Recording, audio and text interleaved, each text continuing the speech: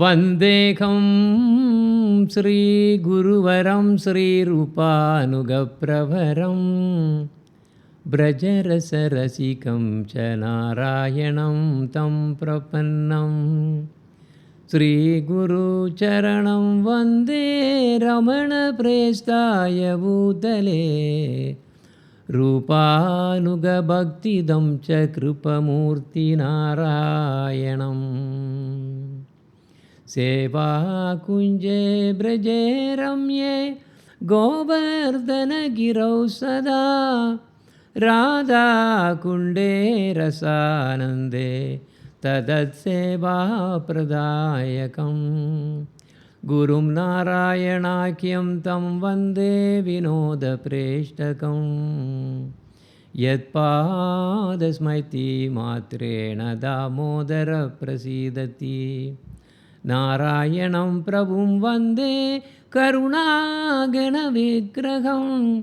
रागमार्गभक्तिं तत्त्वा तारयति त्रिभुवनं गौरहरि परं प्रेष्ठनित्यानन्द अभिन्नकं श्रीगौरनारायण भक्तबान्धवप्रियसेवकं नारायणं गुरुं वन्दे शरण्यं भक्तबान्धवं गौरमनोभीष्टं पूर्णं राधादास्यं प्रदायकं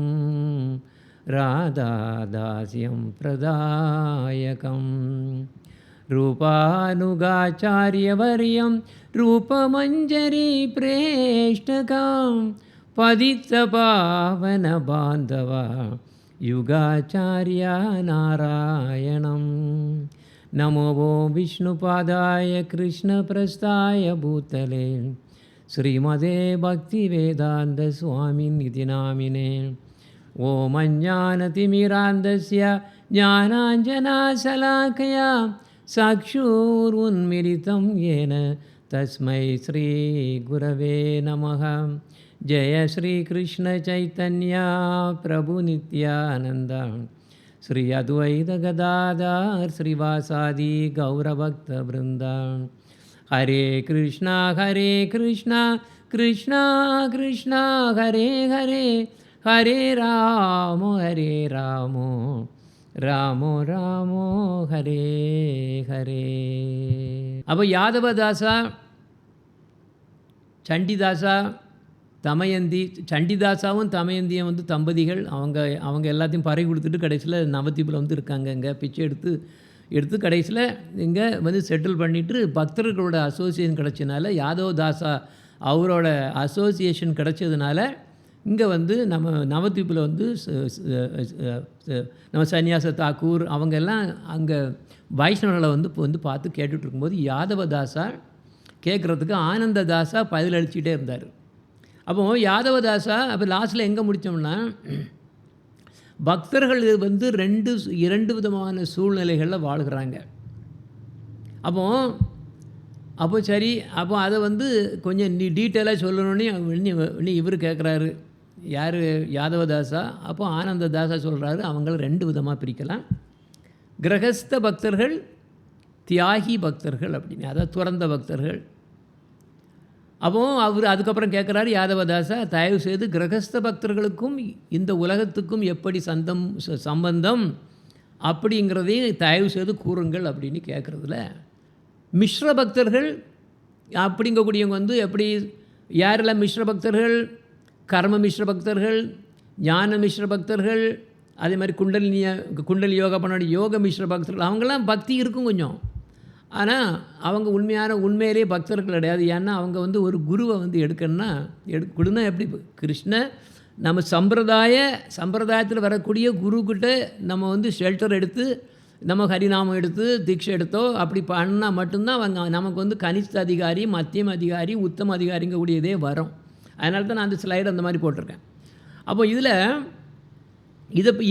இதை பற்றி ஜீவதர்மம் இப்போ சொல்லுவது யார் கேட்டுட்ருக்கா? சண்டிதாசா கேட்டுட்ருக்காரு. தமயந்தி வந்து உள்ளே வர முடியல, அவங்க வெளியே உட்காந்து அம்மா அங்கே வெயிட் பண்ணிகிட்ருக்கு. அப்போது இந்த ஜீவதர்மம் இவர் சொல்கிறது வந்து சண்டிதாசாவுக்கு தான் சொல்கிறாரு. ஆனால் சண்டிதாசா ஒரு கனிஷ்ட பக்தன் கூட கிடையாது. ஏன்னா அவர் இன்னமும் தீட்சா கூட எடுக்கலை. அவருக்கு அசோசியேஷன் இருக்குது, பக்த அசோசியேஷன் இருக்குது, வைஷ்ணவ சாது சங்கம் இருக்குது. ஆனால் அவர் இன்னும் அந்த ஸ்டேஜுக்கு வரலை, கனிஷ்டாதிகாரி கூட வரலை. புரியுதா? அப்போ அதனால் இன்னமும் அவர் வந்து சொல்லப்போனால் கர்ம மிஸ்ர பக்தரோ ஞான மிஸ்ர பக்தரோன்னு இப்படி தான் சொல்ல முடியும். அப்போ 3 நிலையில் பக்தன். இப்போ நான் 3 நிலையான பக்தர், 3 நிலைகளில் பக்தனுங்கிறது கிரகஸ்த பக்தன் அல்லது துறந்த பக்தன் 2 தான். அது வந்து நம்ம சொல்லுது கனிஷ்ட அதிகாரி, மத்தியம அதிகாரி, உத்தம அதிகாரி. ஆனால் மிஸ்ர பக்தனுங்கிறது இது 3வது வெளியே உள்ளது. அப்போது இப்போ இதில் கர்ம மிஸ்ர பக்தன் இல்லை ஞான மிஸ்ர பக்தன் வந்து ஈமக்கடங்குகள் சடங்குகள் இப்படிலாம் பண்ணணும். அதாவது நைமித்திக கர்மங்கள்.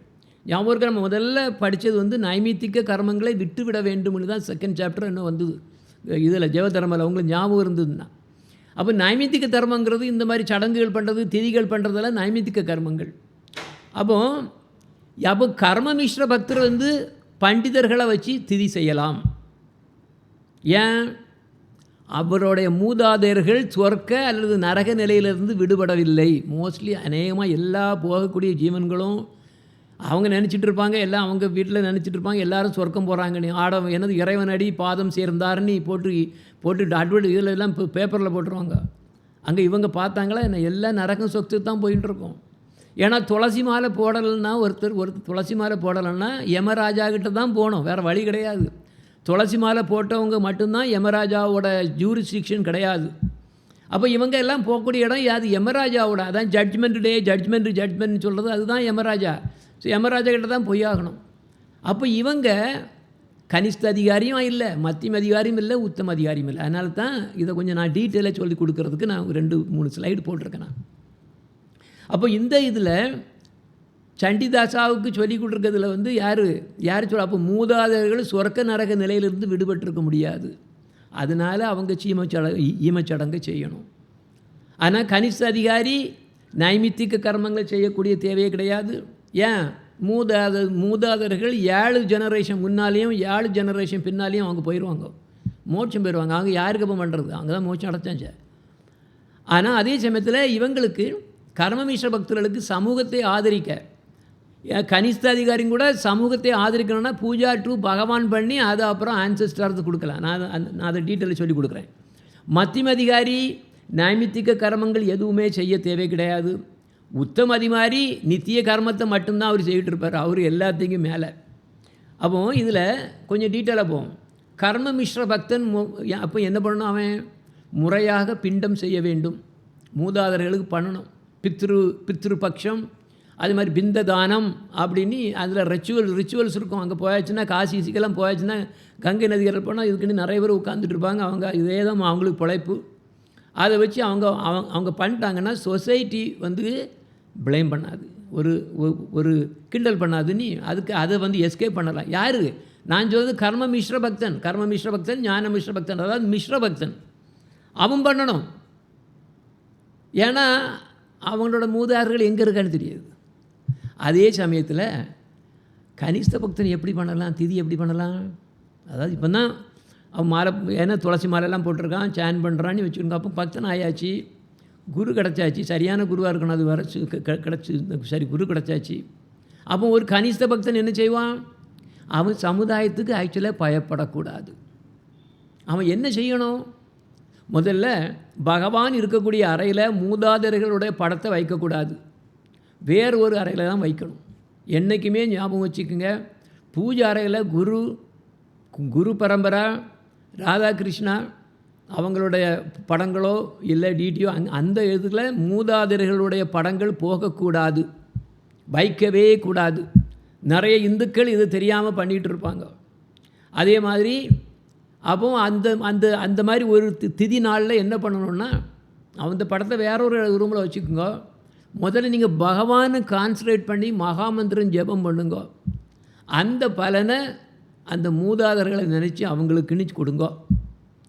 நாம சங்கீர்த்தனம் பாடுங்க, பகவானுக்கு நைவேத்தியம் கொடுங்க. அங்கே அவங்களுக்கு படைச்சிடாங்க என்னமோ, இப்போ இது இல்லை. பகவானுக்கு நைவேத்தியம் கொடுத்துட்டு அந்த பிரசாதத்தை மூதாதையர்களுடைய படங்கள் இன்னொரு ரூமில் இருக்குல்ல, அங்கே கொண்டு போய் அங்கே கொண்டு வைக்கலாம். கீழே வைக்காதீங்க, கொஞ்சம் உயரமாக வைக்கணும்.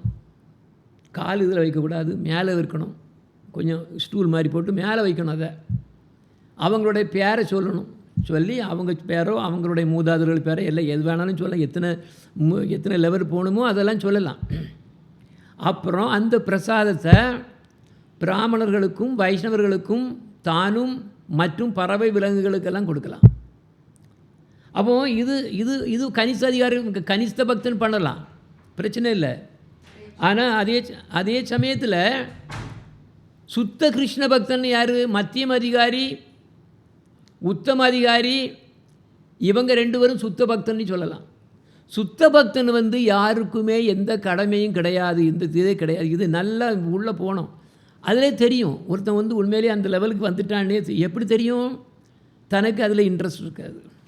மூதாதையர்களுக்கு திதி எல்லாம் கொடுக்கணுன்னே அவனுக்கு இன்ட்ரெஸ்ட் இருக்காது. அங்கே உள்ள அவன் ஏன் அவனுக்கு எப்போ பார்த்தாலும் கிருஷ்ணர் ராதா கிருஷ்ணா இது தான் நினச்சிட்டு இருக்கணும் தவிர இதெல்லாம் அவனுக்கு அது எடுக்கவே மாட்டான். அது ஆட்டோமேட்டிக்காக வந்துடும். அப்போ ஒரு சுத்த கிருஷ்ண பக்தன் மத்தியம உத்தம பக்தன் என்ன செய்யணும்னா மூதாதையர்களுக்கு திதி செய்வதை பற்றிய நினைவு கூட தேவையில்லை. ஏன்? அவங்க தான் மோட்சம் போயாச்சே, மாதிரி எதுக்கு அவங்களுக்கு எதுக்கு போட்டு திதி பண்ணுறோன்னா வேஸ்ட்டு, அது வேஸ்ட்டு. அப்போ சுத்த பக்தன் எவருக்கும் கடமை இல்லைங்கிறதுக்கு ஸ்ரீமத் பாகவதத்தில் ஒரு ஸ்லோகம் வருது. அந்த ஸ்லோகம் எப்படின்னா, தேவர்ஷி பூதாப்த நீர்ணாம் பித்ராணாம் ந கிங்கரோ நாயம் ரேணீச்சராஜன் சர்வாத்மனாய சரணம் சரண்யம் கதோ முகுந்தம் பரிகிருத்திய கர்த்தம். அப்போ என்னன்னா, முற்றிலும் சரணடைந்த ஒரு சுத்த கிருஷ்ண பக்தன் எந்த தேவர்களுக்கோ மூதாதையர்களுக்கோ அரசனுக்கோ உறவினர்களுக்கோ மற்றவர்களுக்கோ கடன்பட்டவன் அல்ல. ஆக்சுவலாக பிறக்கும்போது நாம் எத்தனையோ கடத்தோடு பிறக்கிறோம். எப்படி கடன்கள்லாம் எப்படிப்பட்ட கடன்கள்? நம்ம உடல் நாமளாக கொண்டு வந்தோம். இதில் பஞ்சபூதங்கள் இருக்குது. இந்த பஞ்சபூதங்களெல்லாம் தேவர்களுக்கு சொந்தம். அவங்க தான் சப்ளை பண்ணியிருக்காங்க நமக்கு. தண்ணி வரணும்னா இன்னும் இப்படி ஓனா எல்லாம் பார்த்தோம்னா எல்லாமே தேவர்களுக்கு தான் சொந்தம். அவங்க தான் இதை இந்த சொர்க்கலோகத்தில் இருந்துட்டு எல்லாத்தையும் ஆட்சி பண்ணிகிட்டு இருக்காங்க. உண்மையிலேயே அது கிருஷ்ணருக்கு சொந்தம். ஆனால் இவங்க வழியாட்டு நாம் எடுத்துகிட்டு வரோம். அதனால் தேவர்களுக்கு நாம் கடமைப்பட்டோம். அப்பா அம்மா மூதாதையர்கள் எல்லாரும் நம்ம அந்த குடும்பத்தில் வந்ததுனால அவங்களுக்கும் நாம் கடமைப்பட்டோம். அவங்க தானே, அவங்க வழியாக தானே நம்ம வந்திருக்கோம். அப்போது நமக்கு அப்பா அம்மா கடன், தேவர்களுக்கு கடன், அது மட்டும் இல்லை ரிஷி. ஏன்னா ஒவ்வொரு இதுலேயும் பார்த்தோம்னா ஒவ்வொரு அந்த சந்ததி வாரதெல்லாம் ஏதாவது ஒரு ரிஷிகள் இருக்கும். அந்த ரிஷிகள் நிறைய பேருக்கு தெரியாது. ஆனால் அவங்க இப்போலாம் பிராமின்ஸ் எல்லாம் தெரியும் என்னென்ன ரிஷின்னு சொல்லிடுவாங்க. அந்த ரிஷிக்கும் கடமை. அந்த பிறந்த நாட்டில் உள்ள ராஜாவோ அந்த கவர்மெண்ட்டுக்கும் அதுவும் கடன். உறவினர்களுக்கு கடன், அவ்வளோருக்கும் கடனோட தான் வரோம். நோ வண்டர் இறக்கும்போது எல்லாம் அழுதுட்டு தான் கீழே வரோம். கடன் வரும்போதே கடனில் தான் நம்ம வாரோம். அப்போ இந்த கடனை நாம் எப்படி தீர்க்க முடியும்? அதுக்கு தான் இந்த மாதிரிப்பட்ட மூதாதையர்களுக்கு இப்படி பண்ணணும். அப்போ எல்லாம் பார்த்தோம்னா திதி மட்டும் இல்லை, நிறைய ஃபங்க்ஷன்ஸ் எல்லாம் நம்ம பண்ணுற யாரெல்லாம் அது ஒரு ப்ரொசீஜர் இருக்கும். அதனால தான் பிராமணர் இதெல்லாம் பண்ணுறாரு. எல்லாம் நிறைய மந்திரங்கள்லாம் சொல்லுது. காரணம் இதுக்கு தான் நம்ம கடன் இருக்குது. ஆனால் சுத்த கிருஷ்ண பக்தன் எவருக்கும் கடன்பட்டவன் அல்ல அப்படின்னு அடித்து சொல்கிறாரு. எவ்வளோ தூரத்துக்கு ஸ்ட்ராங்காக சொல்கிறாரு பாருங்க. அதே மாதிரி மூதாதையர்களை திதி பண்ண விட்டு நான் இப்போ சொன்னேன். இவங்க 2 பேரும் பண்ண வேண்டியது கிடையாது. ஆனால் உங்களுக்கு சமுதாயத்தை திருப்திப்படுத்துவதற்கோ கனிஷ்ட அதிகாரம் தான் நம்ம இருக்கிறேன், எனக்கு நான் இதை பண்ணணும் அப்படின்னு பண்ணோம்னா வேறு ஒன்றும் இல்லை. ஏகாதசி ஃபாலோ பண்ணி அதை மூதாதையர்களுக்கு அளிக்கலாம். அது எப்படி பண்ணணுன்னா, துளசி தேவி அன்னைக்கு அந்த ஏகாதசியை முடிக்கக்கூடிய நாள் துவாதசி அன்னைக்கு துளசி தேவியை எடுத்து வச்சுக்கிடுங்கோ. கொஞ்சம் தண்ணியை எடுத்து ஆச்சமனம் கப்பில் தண்ணியை வச்சு அதில் கங்காச்ச ஓம் கங்கே ச யமுனே சைவ கோதாவரி சரஸ்வதி நர்மதே சிந்தோ காவேரி ஜலேஸ்மின் சன்னிதும் குரு ஓம் கிருஷ்ணாய நமக க்ளீம் கிருஷ்ணானி இப்படி 10 நேரம் அப்படி அந்த 10 நேரம் ஓம் கிருஷ்ணாய நமகானி வரும். அதை சொல்லிவிட்டு அதிலேருந்து கொஞ்சம் ட்ராப்ஸை நீங்கள் எடுத்துக்கோ. எடுத்துகிட்டு எடுத்துகிட்டு அதை என்ன பண்ணணும்னா வலது கையில் அதை பிடிச்சிக்கிட்டு சரி என்ன சொல்லணும், நான் இந்த ஏகாதசியின் பயனை என்னுடைய மூதாதையரான அவங்க பேரை சொல்லணும், பேரை சொல்லிவிட்டு அவங்களுக்கு நான் அளிக்கிறேன் அப்படின்னு பண்ணிவிட்டு அதை அடி சொல்லிவிட்டு அந்த கையில் வச்சுட்டு என்ன பண்ணோம், துளசியை வந்து 4 நேரம் சுற்றுங்க. அந்த துளசியை 4 நேரம் சுற்றுங்க. சுற்றிட்டு அது துளசிக்கு அதை தலையை தாத்து அதை போட்டு என்ன பண்ணோம், அந்த துளசியோட வேரில் விட்டுட்டு ஓம் இருந்தாய துளசி தேவியே பிரியாய கேசவசியச்சா கிருஷ்ண பக்தி பிரதே தேவி சத்தியவத்திய நமோங்கக்கூடிய மந்திரம். அது வந்து நமக்கு பக்திக்காக வேண்டி கிடைக்கிறது. அதே மந்திரம் துளசி பண்ணலாம். பண்ணி அது தண்ணி அதில் இதில் ஊட்டிங்கன்னா இந்த இது அங்கே போகும். இது ரொம்ப வசதி. இது திதியை விடவும் பவர்ஃபுல். அது நிறைய பேர் தெரியாது. ஸோ ஏகாதசி ஃபாலோ பண்ணி அவங்களுக்கு இந்த மாதிரி கொடுக்கும்போது ஏகப்பட்ட அவங்களுக்கு அவங்க எல்லாம் கடற்கடன்னு எல்லாம் அவங்களுக்கு சுக்ருதி நிறைய கிடச்சிடும். நிறையனா ஜாஸ்தி கிடைக்கும் அவங்களுக்கு. சும்மா திதியை வச்சுட்டு ஏன்னா ஏதாவது பிராமணர் வந்து கங்கை நதிக்கு இதுலேயோ இங்கேயோ வந்து குளத்து பக்கத்துலேயே இந்த மாதிரி பண்ணுறத விட இதுதான் ரொம்ப பெருசு. அப்போது நம்ம உலகத்தில் கர்மத்தை வச்சு நிறைய என்ன கிரியைகள் நிறைய பண்ணுறோம். அதுக்கு ஆக்சுவலாக அவ்வளோ பவர் கிடையாது. பக்திக்கு தான் என்றைக்கும் பவர். அதனால தான் ஏகாதசிக்கு பவர், திதிக்கு பவர் கிடையாது, ஏகாதசிக்கு பவர். அதனால் இப்படி பண்ணணும். சரியா? சரி, இனிமேல் நம்ம பேக்கில் வருவோம். எங்கே முடித்தோம்? அப்போ பக்தனுடைய 2 வகைகளை நான் கிரகஸ்த பக்தன், தியாகி துறந்த பக்தன் அப்படிங்கிறத வந்து திருப்பி இனி கண்டினியூ பண்ணி ரிசீவ் பண்ணலாம். அப்போது கேள்வி என்னென்னா, இவங்க யாருனாலும் சரி தான், கிரகஸ்த பக்தனாலும் சரி தான், துறவி பக்தனாலும் சரி, அவனோட குவாலிட்டி என்ன? விஷயங்களை மாதிரி இந்திரிய சுகங்களுக்கு ஆண்டு ஓட மாட்டான். இந்திரிய சுகங்களுக்காக வேண்டி ஓட மாட்டான். இப்போ அவன் தான் பக்தன். அவன் கிரகஸ்த பக்தனாக இருந்தாலும் இந்திரிய சுகங்களை பற்றி ஓடக்கூடாது. தன்னுடைய நாக்கையும் வயிற்றையும் திருப்தி செய்யறதுக்குன்னு ஓட மாட்டான்.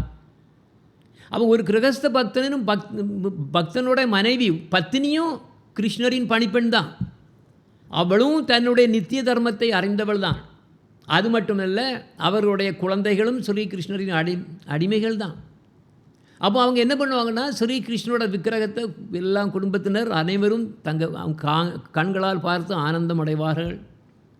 ஸ்ரீகிருஷ்ணரை பற்றியுள்ள அமிர்தமான ஹரிக்கதைகளை சாதுக்களிடமிருந்து தங்கள் காதுகளில் கேட்டு பரவசம் அடைவாங்க. அது மட்டுமில்லை, ஸ்ரீகிருஷ்ணரோட பாதங்களில் சமர்ப்பித்த நறுமண மலர்கள், மற்றபடி துளசி, இவை எல்லாத்தையும் எடுத்து நுகர்ந்து ஆனந்தப்படுவாங்க. ஸ்ரீகிருஷ்ணனோட நாமங்களை தங்கள் நாவால் ஜபித்து ருசித்து பேரானந்தம் அடைவாங்க. அவர்கிட்ட கிடைக்கக்கூடிய பிரசாதத்தை மதித்து உண்டு மகிழ்வாங்க. மற்ற கிருஷ்ண பக்தர்களை எல்லாம் உடலை வந்து தொட்டு ஆனந்தம் அடைகின்றனர். அப்போது இவன் கிரகஸ்த பக்தர்னாலும் அவன் அது இப்படி தான் இருக்கணும். அவங்களுடைய நம்பிக்கைகள், செயல்கள், ஆசைகள், விருந்தினர்களை உபசரித்தல், விக்கிரக வழிபாடுகள் எல்லாமே ஸ்ரீகிருஷ்ணரின் சேவையை சார்ந்து தான் இருக்கும். அவருடைய வாழ்க்கை முழுவதுமே ஸ்ரீகிருஷ்ணனுடைய நாமத்தை ஜெபிக்கிறதும், மற்ற ஜீவன்களுக்கு கருணை காட்டுவதும், வைஷ்ணவர்களுக்கு சேவை செய்வதும், இப்படிப்பட்ட ஆன்மீக சம்பந்தமான செயல்களில் ஈடுபட்டு தான் எப்பவும் அவங்க போயிட்டு பார்த்தானா திருவிழா கோலமாக இருக்கும். நித்தம் பார்த்தோம்னா ஏதாவது ஆண்டவனை பற்றி ஏதாவது இருந்துகிட்டே இருக்கும். அப்படி பண்ணிகிட்டே இருப்பாங்க. எப்பவும் திருவிழா கோலமாக இருக்கும் அப்படின்னு அதில் வருது ஜீவதர்மாவில். அப்போ ஆனால் கிரகஸ்த வைஷ்ணவர் வந்து ஜடப்பொருள்களெல்லாம் உபயோகிக்காமலாம் இருக்காங்க. அவங்க உபயோகிக்கலாம், எவ்வளவு பொருளும் உபயோகிக்கலாம், அதை பற்றி பிரச்சனை கிடையாது. ஆனால் அந்த பொருட்களுக்கு மேல் பந்தம் வைக்கக்கூடாது, பற்று வைக்கக்கூடாது. அப்போ இந்த கலியுகத்தில் அவங்க என்ன சொல்லுவாங்கன்னா, கலியுகத்தில் நிறைய பேர் பொத்துன்னு விழுவாங்கண்ணா. நிறைய பேர் வந்து சன்னியாசம் எடுத்துகிட்டு போயிட்டு நிறைய விழுறது நிறைய இருக்குது. இனிமேல் நான் மற்றவங்களை பற்றி பேசுகிறது இல்லை, இது ஒரு பெரிய பிரச்சனையாக வந்துட்டு இருக்குப்போம். அப்போ ஆனால் கலியுகத்தில் அப்போ என்ன சொல்கிறாங்கன்னா, கிரகஸ்த வைஷ்ணவராக இருப்பது தான் பல வகைகளில் நல்லதான். ஏன்னா கீழே விழக்கூடிய பயம் எதுவும் இல்லை. என்ன சன்னியாசம் இப்போ சன்னியாசம் எடுத்தாச்சுன்னா, கீழே விழுந்தாச்சுன்னா, அப்போ என்ன பண்ணும், அவன் வந்து அந்த கிரகஸ்தனை விடவும் கீழானவன்.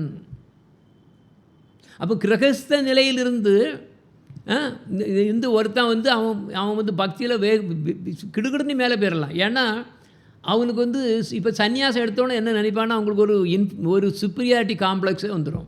குருதேவ் திருப்பி சொல்லுவார், நீங்கள் ஸ்ட்ரெஸ்ஸை ஏன் போடுறீங்கன்னா மற்றவங்களும் உங்கள்கிட்ட வந்து நெருங்கிறத கொஞ்சம் என்ன பண்ணுவாங்க, அதாவது ஜட உலக சம்பந்தமான நோக்கங்களில் உங்கள்கிட்ட வரக்கூடாதுங்கிற கவனி நீங்கள் பண்ணுறீங்க. ஆனால் இதே ட்ரெஸ்னால் உங்களுக்கு உள்ளுக்கு அகங்காரம் ஆயிடுதுன்னா இது கிரகஸ்த நிலையில் இருந்தவங்க கீழே விழுந்தான்னு அர்த்தம். அதனால தான் ரொம்ப கேர்ஃபுல்லாக இருக்கணும்னு சொல்லுவாங்க சன்னியாசம் எடுத்த அப்புறம். அதில் இன்னும் நிறைய வருது ஆக்சுவலாக. அப்போ கிரகஸ்த நிலையிலிருந்து பக்தியில் வெகுவாக முன்னேறலாங்கன்னு தான் ஜெயதர்மா சொல்லுது. அதே மாதிரி ஏராளமான கிரகஸ்த வைஷ்ணவர்கள் சாஸ்திரங்களை நல்லா அறிஞ்சு குருக்களாகவும் விளங்கியுள்ளனர். ஆனால் இன்னொன்று சன்னியாசம் எடுத்தாச்சுன்னா அது இன்னும் கொஞ்சம் பவர்ஃபுல்லாக இருக்கும். ஆனால் கேர்ஃபுல், அதில் என்னென்னா கீழே விழுதுக்கு சான்ஸ், கீழே விழுந்தாச்சுன்னா அது எல்லாத்தோட மோசம். இதுதான் பிரச்சனை. அப்போ அவங்க கிரகஸ்தரோட குழந்தைகள் கிரகஸ்த பக்தர்களாக மாறி பெரிய வைஷ்ணவர்களாக ஆகிறாங்க. அப்போ இதனால் கிரகஸ்த பக்தர்கள்ட்ட வந்து தொடர்பு வைக்கிறது ரொம்பவும் நல்லது. நமக்கு பார்த்தோம்னா நம்ம ஈஸியாக இருக்கும், ஈஸி டு அப்ரோச்சாக இருக்கும். அப்புறம் யாதவதாசா கேட்குறாரு, கிரகஸ்த வைஷ்ணவர்கள் வந்து ஸ்மார்த்த பிராமணர்களுடன், அதாவது ஜாதி பிராமணர்கள் இருக்காங்களே, யார் பிராமணர்கள்னா இதில் பிறப்பில் வந்தவங்க தான் வந்தவங்க வந்து பிராமணர்னு சொல்லுவாங்க. இங்கே இல்லை குணத்தினால சாத்விக குணம் இருக்கக்கூடியவங்களும் பிராமணங்க தான். ஆனால் இந்த உலகத்தில் பிறவியில் வரக்கூடியவங்க வந்து வரக்கூடிய பிராமணர்கள் தான் பிராமணர்னு சொல்கிறானுங்க. மற்றவங்களும் பிராமணர்னு சொல்ல மாட்டாங்க. அப்படி அந்த மாதிரி சிச்சுவேஷன் இருக்குது. எனிவே அதாவது ஸ்மார்த்த பிராமணர்களுக்கும் கிருஷ்ண வைஷ்ணவர்கள் வந்து தொடர்பு வைக்க வேண்டியிருக்கு. இல்லைன்னா சமுதாயத்தில் நிந்திக்கப்படுவார்கள் அப்படின்னு வருது. அப்படிப்பட்ட நிலையில் அவங்க எப்படி பக்தியை வளர்ப்பார்கள்? அதுக்கு ஆனந்தாசா சொல்கிறாரு, ஆம், கிரகஸ்த வைஷ்ணவர்கள் தங்கள் சமுதாய கடமைகளை செய்ய வேண்டும். தங்கள் குழந்தைகளுக்கு திருமணம் செய்து வைத்தல், இறந்து போன மூதாதையர்களுக்கு ஈமச்சடங்கு செய்தல் எல்லாம் செய்யணும். யாருக்கு பேசிகிட்டு இருக்கா இப்போ? சண்டிதாசா, அதுதான் நான் அந்த இன்ட்ரோடக்ஷன் கொடுத்தேன். அவங்க பண்ணணும். ஏன்னா அவங்களுடைய மூதாதையர்கள் வந்து இதில் என்ன சொர்க்க நரக்க இதை தாண்டி அவங்களுக்கு மோட்சம் கிடச்சிருக்கு சான்ஸ் கிடையாதே. இதில் தான் அதனால தானே அந்த இதை நான் கொஞ்சம் விளக்கி கொடுத்தது, வேறு ஒன்றும் இல்லை. ஓகே, அப்போ என்ன, அவங்க அந்த மாதிரிப்பட்ட நிலையில் இருக்கும்போது ஒரு கிருஷ்ண பக்திக்கு ஃபுல்லாக வர்றதுக்கு முன்னால் சமுதாயத்தில் நிந்திக்கப்படாமல் இருக்கிறதுக்காக வேண்டி மற்ற அதாவது பிராமணர்களுடைய அவங்களுடைய எல்லாம் இந்த மாதிரி ஈடுபாடு வைக்க வேண்டி இருக்கிறதுனால சடங்குகளை செய்யலாம். ஆனால் ஒரு பக்தன் ஆகும்போது நான் என்ன சொல்லி கொடுத்தேன், கனிஷ்ட அதிகாரி எப்படி பண்ணுவோம், அதுதான். ஏன்னா இங்கே வந்தாச்சுன்னா கொஞ்சம் வித்தியாசமாக பண்ணணும், கேர்ஃபுல்லாக இருக்கணும். கனிஷ்ட அதிகாரி பண்ணலாம், நான் அதை தான் முதல்ல சொன்னேன். ஆனால் மத்தியம அதிகாரம் உத்தம அதிகாரிகளும் பண்ண வேண்டியதே கிடையாது. ஓகே, அப்போது இந்த இடத்துல நமக்கு நல்லா கவனிக்கணும். இது யாருக்கு? கர்ம மிஸ்ர பக்தர்களுக்கும் கனிஷ்ட அதிகாரிகளும் தான் இது பொருந்தும். ஏன்னா மற்ற ரெண்டு கேஸுக்கும் அது அவங்க சுத்த பக்தர்கள். அவங்களுக்கு அவர் சொல்லிட்டார், கிருஷ்ணர் சொல்லிட்டார், உனக்கு எந்த கடனும் கிடையாது அப்படின்னு அவரே டிக்ளேர் பண்ணிட்டாருனால நம்ம அந்த இதில் ஃபாலோ பண்ணலாம். அப்போ இது ரொம்ப சொல்லப்போனால் கொஞ்சம் சில சமயங்கள்லாம் பிரச்சனைகள் வரும். அவங்கெல்லாம் எல்லோரும் கிண்டல் பண்ணுவாங்கிறது தான் கொஸ்டின் அன்னைக்கு வந்தது, போன கிளாஸில் வந்தது. அதுதான், அதை நீங்கள் எது அப்ராப்ரியேட்டோ அதை பார்த்து பண்ணிக்கணும். ஆனால் ஒரு நல்ல நிலைக்கு நமக்கு நல்ல சாது சங்கம் இருக்குது, நம்ம பக்தர்கள் குழாமல் இருந்துகிட்ருக்கோம், நம்ம முன்னேறிட்டு இருக்கோம்னு நினச்சின்னா இதெல்லாம் தேவை கிடையாது. ஓகே, இனி அப்போ அது அப்படி கண்டினியூ பண்ணிகிட்ருக்காரு ஆனந்ததாசா. ஒருவன் தன்னுடைய வாழ்க்கையை பொறுத்த வரையில் எல்லாம் துறந்தவனாக வாழ்ந்தாலும் கூட மற்றவர்களுடைய உதவியும் வாழ்வதற்கான பொருட்களும் அவனுக்கு தேவை. எந்த ஜீவனும் தனியாக வாழ முடியாது. நோய் வாய்ப்படும்போது மருந்து தேவை இருக்குது, குளிர் உஷ்ணம் மழை இவதிலிருந்து காத்துக்கொள்வதுக்கு வீடு தேவைப்படுது. ஒருவனுக்கு உடல் இருக்குது வரையும் ஒன்றுமே தேவையில்லைன்னு இருக்க முடியாது. முடிந்த வரையில் குறைந்த வசதிகளுடன் வாழும் வாழ்க்கையே நிரபேட்ச அப்படின்னு அர்த்தம். நிரபேட்சன்னா துறந்த நிலை, டிட்டாச்மெண்ட், இங்கிலீஷில் டிட்டாச்டு லைஃப், அதுதான் அர்த்தம்.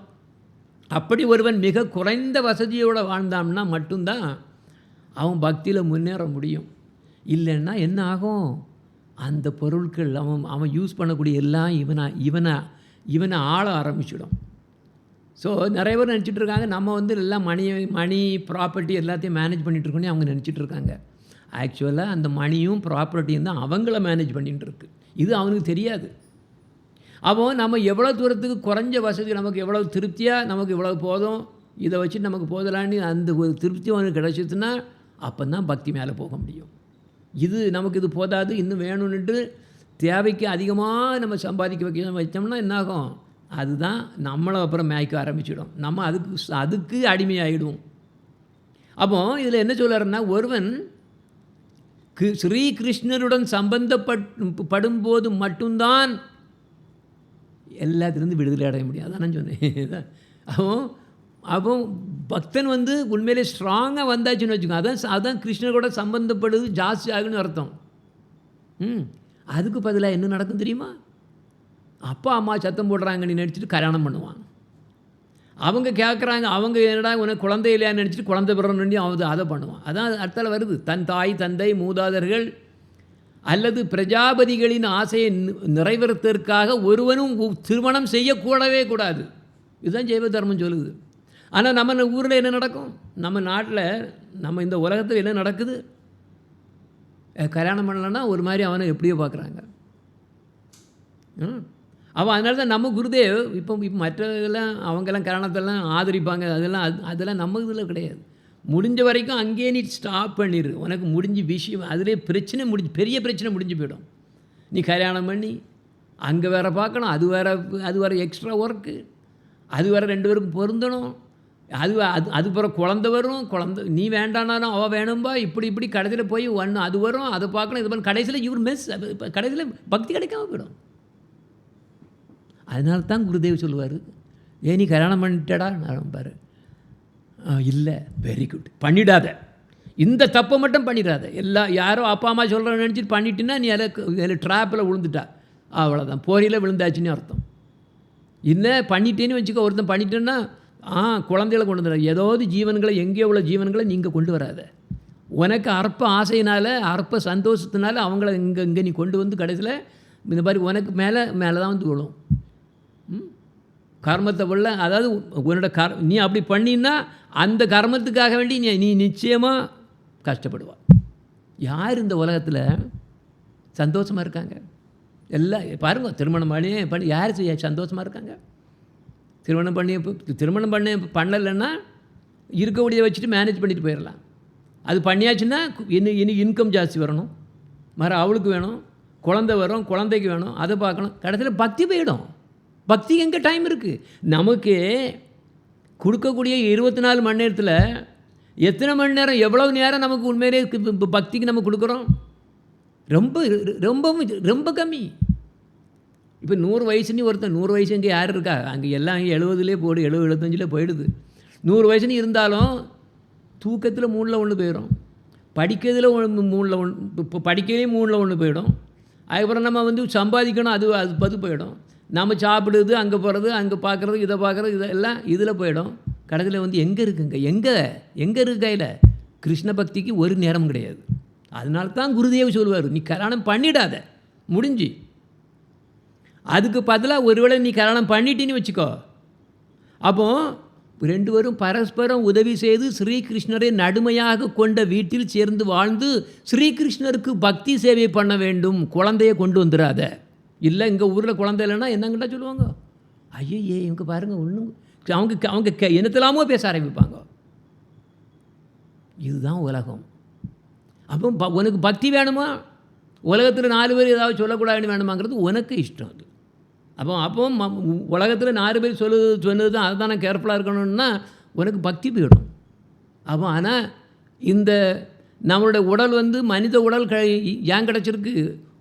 அதாவது பக்தி பண்ணுறதுக்கு மட்டும்தான் நமக்கு கொடுத்துருக்காரு, தவிர நாம் கண்டபடி நாய் பூனை மாதிரி வேஸ்ட் பண்ணுறதுக்கு கொடுக்கல. அவர் ஏதாவது சொல்லி வச்சுருக்காரு, நீ போய் நல்லா கல்யாணம் பண்ணி இப்படி இருக்குன்னு எங்கேயோ எழுதி வச்சுருக்காரு. என்ன எனக்கு பக்தி பண்ணுன்னு தான் சொல்லுவேன், மண்பவா பவ பக்தான், அப்படித்தான் வருமே தவிர.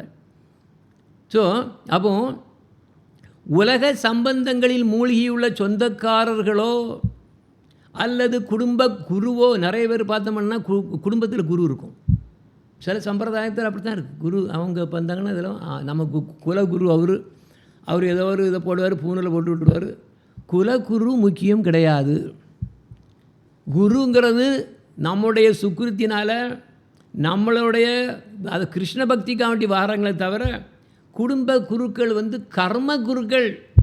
உனக்கு கர்மம் பண்ணுறதுக்கு எப்படி பண்ணுது, கல்யாணம் பண்ணதுக்கு வைக்கிறது, இதை தான் சொல்லி கொடுக்குது வருவாரே தவிர, இந்த குரு வருவாரே தவிர இந்த குருக்கு நம்ம இம்பார்ட்டன்ஸ் கொடுக்கக்கூடாது. அப்போ ஜெயதர்மம் என்ன சொல்லுதுன்னா, உலக சம்பந்தங்களில் மூழ்கியுள்ள சொந்தக்காரர்களோட நீ அசோசியேட்டே பண்ணாத. அப்போ யார்கிட்ட இருக்கணும், அப்போ அதனால தான் சொந்தங்கள் எல்லாம் அப்படி தான் சொல்லிட்டு இருக்கு. ஏன்னா நீ கல்யாணம் பண்ணலையாடாம்பாங்க. என்னடா இவ்வளோ இதாச்சு கல்யாணம் பண்ணலான்னு இது பண்ணுங்க கேட்பாங்க. அவங்களுக்கு தெரியாது, பக்தியோட இது தெரியாது. அதே மாதிரி குடும்ப குரு முக்கியம் கிடையாது. அப்போ ஒருவன் தீர்க்கமாக என்ன செய்யணும் அப்படிங்கிறத முடிவு செய்கிறது அவங்களுக்கு கையில் தான் இருக்குது. இப்போ இறந்து போன மூதாதையர்களை பற்றி நம்ம சிரத்தை சடங்கு பற்றி நம்ம சொன்னோம். நான் இதில் என்ன சொல்லி கொடுத்தேன், கிருஷ்ணருக்கு முதல்ல படைச்சிட்டு அப்படி நீங்கள் அந்த மாதிரி ஃபாலோ பண்ணிங்கன்னா, கனிஷ்ட அதிகாரியாக பண்ணினீங்கன்னா, இல்லை கர்ம மிஸ்ரா, நம்ம இங்கே இருக்கிற யாரும் கர்ம மிஸ்ரா இல்லைன்னு நினைக்கிறேன். எல்லோரும் துளசி போட்டவங்க. குறைஞ்சதாவது கனிஷ்டா இருக்கணும், கனிஷ்ட மத்தியமாக உத்தமாக, இந்த மூணில் தான் இருக்கணும். அப்போ அவங்க என்ன பண்ணணும், இறந்து போன மூதாதையர்களுக்கு என்ன சிரத்தை செய்யக்கூடிய சடங்கு செய்யும்போது என்ன பண்ணணும்னு சொன்னேன், கிருஷ்ணருக்கு முதல்ல படைக்கணும். அவர் தான் முக்கியம், அவர் தான் சென்டர். படைச்சிட்டு அந்த பிரசாதத்தை எடுத்து தான் பிராமணர்களுக்கும் வைஷ்ணவர்களுக்கும் கொடுக்கணும்னு சொன்னேன் இல்லையா. அப்போது இப்படி ஒரு கிரகஸ்த ஆரம்ப நிலை பக்தர் இப்படி பண்ணும்போது பக்தி அதிகரிக்கும்னு ஜீவதர்மா சொல்லுது. ஆனால் மத்தியமே உத்தமம் வரும்போது அந்த இதே இன்ட்ரெஸ்டே வராது, ஆட்டோமேட்டிக்காகவே கிருஷ்ணாவே கட் பண்ணி விட்டுருவார் அதை. ஓகே, அப்போ பக்தியின் அங்கம் எதுவும் அல்லாத ஸ்மார்த்த சடங்குகள் அனைத்துமே வெறும் கர்மமே ஆகும். இதில் தான் மாற்றணுங்கிறது. இந்த கர்ம யோகியிலேருந்து, இந்த கர்ம யோகி இல்லை, கர்மிகள் இருந்து நம்ம வெளியே தப்பணும் முதல்ல. அதனால தான் நம்ம ஒரு குருவை எடுத்த உடனே நம்ம என்ன ஆகும், கர்மியிலிருந்து பக்தனாக மாறுறோம். இதுதான் மேஜர் ஸ்டெப்புங்க. உலகத்தில் பார்த்தோம்னா 90% மேலே எல்லாம் கர்மிகளாக தான் இருக்கும். நீங்கள் பாருங்கள், என்னத்தை பண்ணாலும் அவ்வளோ கர்மத்துக்கு தான் பண்ணிகிட்டு இருப்பான். கர்மிகள் எங்கே போவாங்க? கர்மிகள் சொர்க்கம் நரகம், சொர்க்கம் நரகம் பூமி, சொர்க்கம் நரகம் பூமி, சொர்க்கம் நரகம் பூமி, இதுதான் போயிடும். அது இந்த பூமியோ எந்த ஒரு பிளானட்டரி சிஸ்டமோ எந்த பிரம்மாண்டமோ அது அவங்களுக்கு தான் தெரியும். அது ஆண்டவர் தான் தெரியும். யமராஜா தான் டிசைட் பண்ணுவார். நீ அங்கே போ, நீ அங்கே போய் நாயாக பெற, நீ ஃபுல்லாக நீ வீட்டில் நாயை வச்சு நாயின்னு நினச்சிட்டே இருந்தியா, நீ நாயாக பெற. இப்போ போ. நிறைய பேர் நாயை வளர்க்காங்க. நாயை வளர்த்துட்டு நாயை குழந்த மாதிரி பார்க்குறாங்க. கடைசி என்ன ஆகும், சாகும்போது அதான் ஞாபகம் வரும். அப்புறம் அவர் சொல்லுவார், என்ன சாகும்போது என்னத்தை உனக்கு நினச்சிட்டு நீ சாகுறியோ அதுதான் உனக்கு கிடைக்கும். அப்போ எது நமக்கு நினைவில் வரும், இந்த உலகத்தில் எதை நம்ம மெயினாக பண்ணிட்டோ இருந்தோமோ அதுதான் வரும். கிருஷ்ண பக்தி 24 மணி நேரம் ஒருத்தன் பண்ணிட்டு இருந்தானா அவனுக்கு கரெக்டாக கிருஷ்ண பக்தி அவர் தான் ஞாபகம் வரும். இல்லை நாய் பூனைன்னு இதில் அவனை அதையே இப்போ இது பண்ணிட்டு இருந்தான்னா நாய் தான் வரும். நம்ம ஒன்றும் மாற்ற முடியாது. அப்போ அதாவது கர்மியாக வாழக்கூடாது. அப்போ ஒருவன் சுத்த பக்தியுடன் செய்யாத, அதாவது அவனுடைய சாதகங்கள் செய்யாத வரையில் அவன் பண்ணக்கூடிய வேதங்கள் எல்லாம் கூறியிருக்கு. அவ்வளோ கர்மத்தை பற்றி நிறைய சொல்லியிருக்கு. பக்திக்கு உதந்தது கிடையாது. அதனால தான் நம்ம ஆச்சாரியார்கள் என்ன சொல்கிறாங்கன்னா, வேதத்தை தாண்டி போனோம். வேதாந்தம்னு சொன்னாங்க. பக்தி வேதாந்த சுவாமின்னு தானே வருது. பக்தி வேதாந்தனா வேத அந்த நான் கடைசியில் அதுக்கு அப்புறம் போனோம். அப்போ பகவான் சொல்கிறாரு, என்ன வேதேஷு துர்லபம்ங்கிறாரு. என்னால் வேதத்தில் நான் கிடையாது, நான் வேதத்துக்கு அப்பாற்பட்டவன். வேதேஷு துர்லபம், அதுர்லபம் ஆத்ம பக்தவ். யாருக்கு ஈஸியாக இருக்கும், என்னுடைய ஆத்ம பக்தன் இருக்கானே அவனுக்கு என்னை பற்றி நல்லா தெரியும். வேதத்தை படித்து அங்கே போய் எல்லாம் நிறைய பேர் பண்ணுவாங்க. வேதம் வேதம் வேதம்னு படிச்சுட்டு இருப்பாங்க, ஃபுல்லாக படிச்சுட்டு. அவங்களுக்கு கிடையாது, நான் கிடைக்க மாட்டேன்.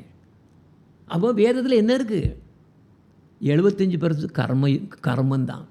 நீ சந்திரனை தொழு இது கிடைக்கும், அப்புறம் ஏன்னா இந்திரனை தொழு இது கிடைக்கும், அந்த இதை துர்காதேவியை தொழு இது கிடைக்கும், இதை பண்ணி இதுதான் கர்மம்.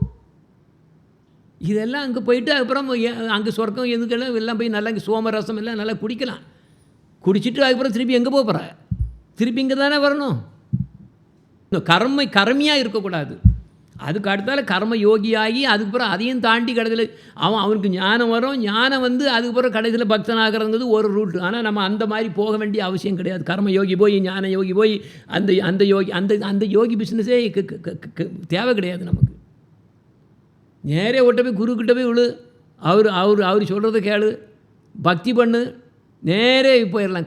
அந்த பக்தி யோகத்துக்கு எதுவும் ப்ரீ குவாலிஃபிகேஷன்லாம் ஒன்றும் கிடையாது. அப்போது அது என்ன சொல்லுதுன்னா, ஒருவன் சுத்தமான பக்தியோட சாதகங்கள் செய்யாத வரைக்கும் அது என்னது பண்ணுறோன்னா அவன் ஆக்சுவலி கர்மி தான். ஆன்மீக செயல்களை பக்தர்களுடன் சேர்ந்து செய்யணும்னு சொல்லுது. அப்போது ஆன்மீக செயல்கள்லாம் சாதகங்களை எப்போவுமே பக்தர்களால் செய்யணும். இதுதான் சாது சங்கம்.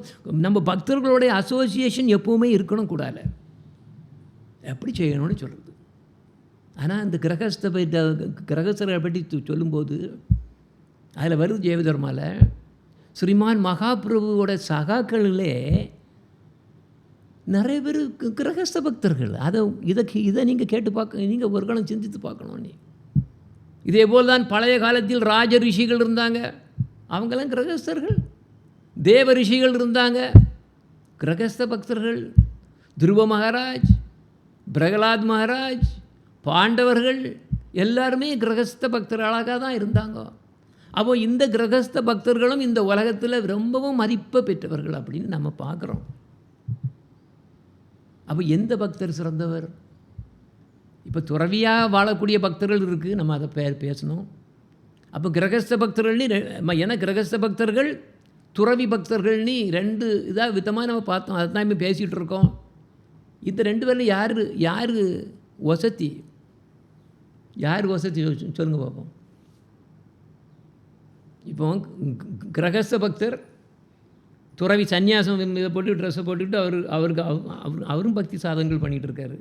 இந்த ரெண்டு பேரில் யார் உயர்ந்தவர் சொல்லுங்க பார்ப்போம். கிரகஸ்தரன்யா எப்படிமா? யார்?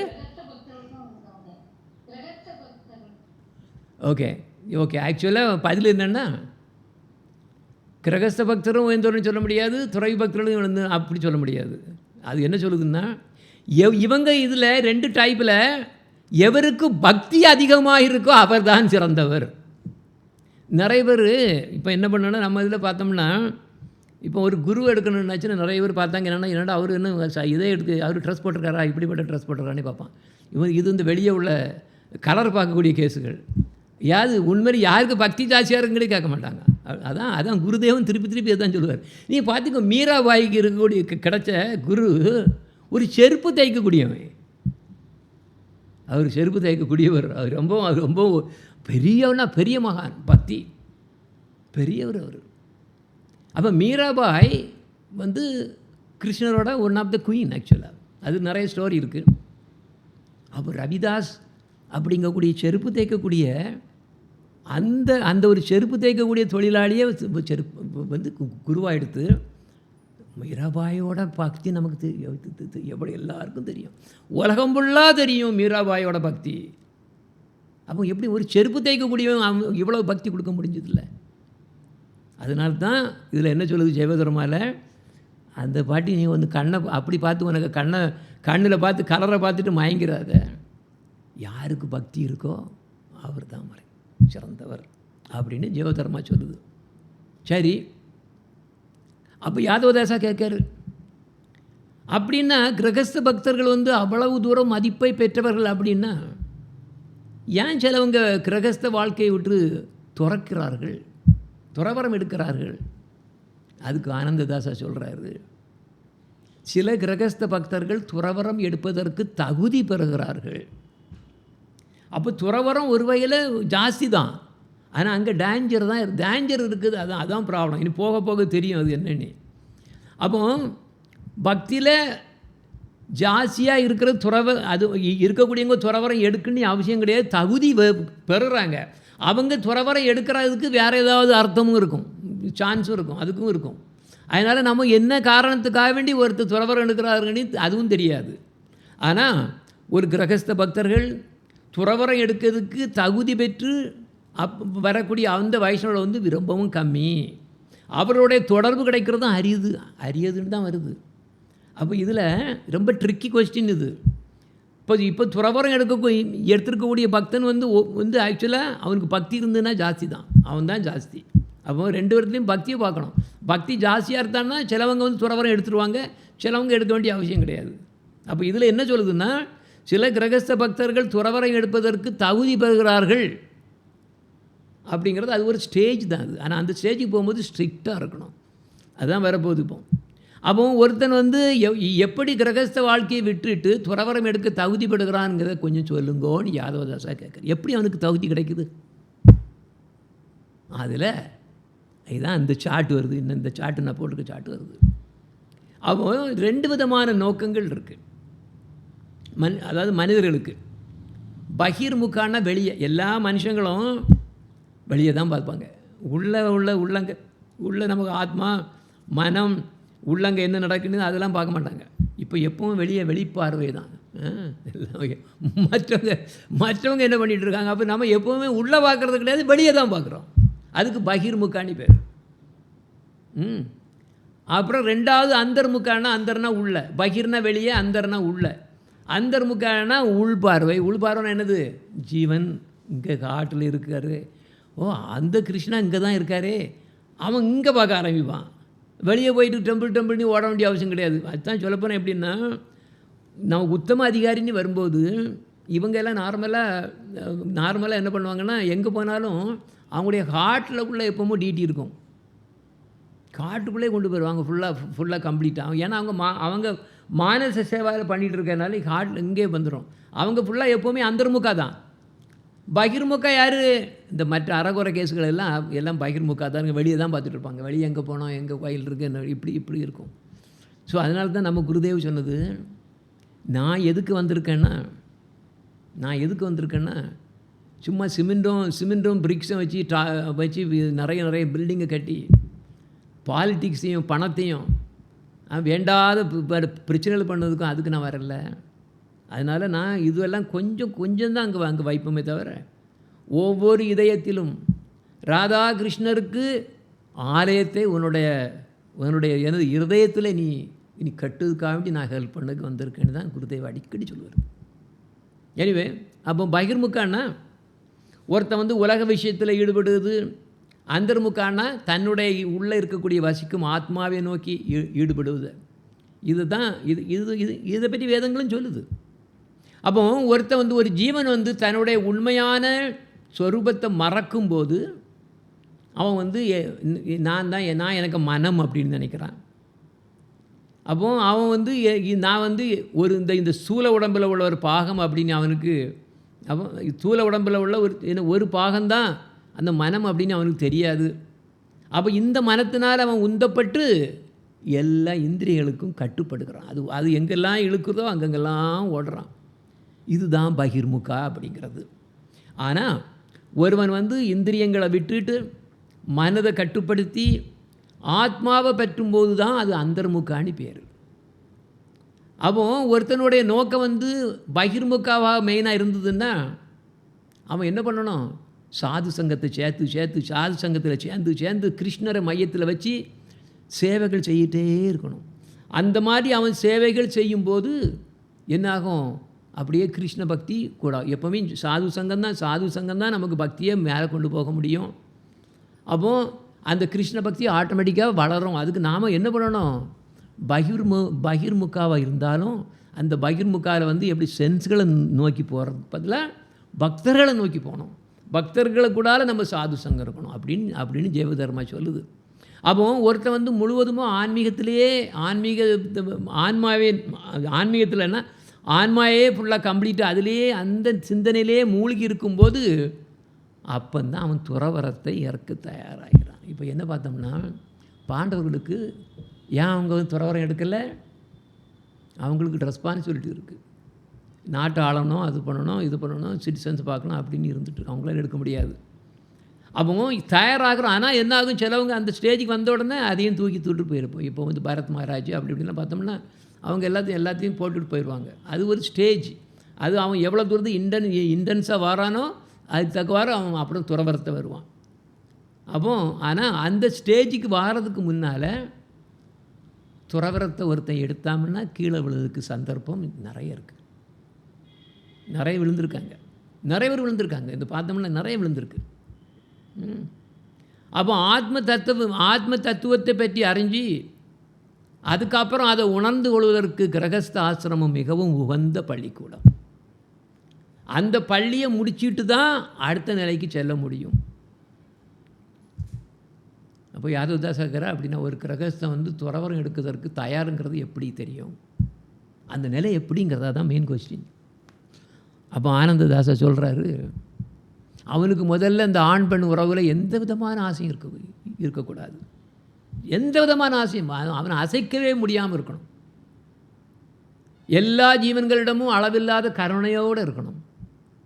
பணம் சம்பாதிக்கணுங்கக்கூடிய ஆசை இருக்கவே கூடாது.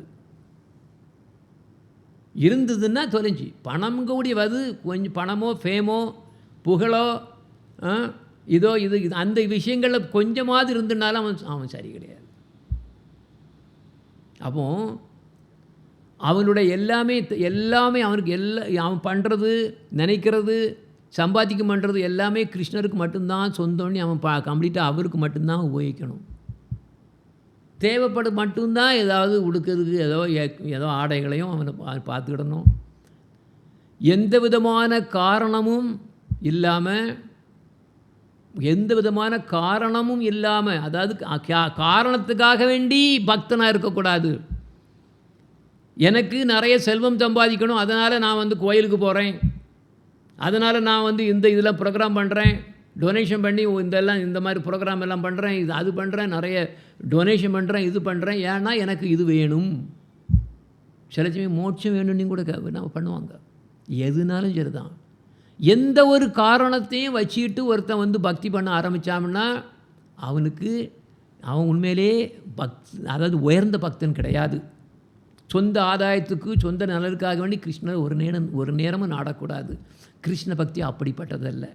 அப்படி உனக்கு வேணும்னா நிறைய 33 கோடி தேவர்கள் இருக்காங்களே, அவங்கள போய் பெண்ணுக்கு கும்பிட்டுக்கோ. எதுக்கு இங்கெல்லாம் வர வேண்டிய அவசியம் கிடையாதே. அதுதான் பண்ணி வச்சுருக்காரு. இப்படிப்பட்டவங்க நிறைய பேர் இருப்பாங்கன்னு தான் 33 கோடி பண்ணி வச்சுருக்காரு. அது நான் அங்கே போங்க அப்படின்னு அது பகவத்கீதை சொல்லிட்டாரு. எவன் ஒருத்தனுக்கு தன்னரம் அது வேணும் இது வேணும் கேட்குறானோ அவன் என்ன பண்ணான், என்கிட்ட வரமாட்டான், நேரே எங்கே போயிடுவான், டெமிகார்ட்ட போயிடுவான், தேவர்களை வழிபட ஆரம்பிச்சிடுவான். இது சைக்காலஜிக்கல் ப்ராப்ளம். இது சைக்காலஜிக்கல், இது பெர்ஃபெக்ட் சைக்காலஜி.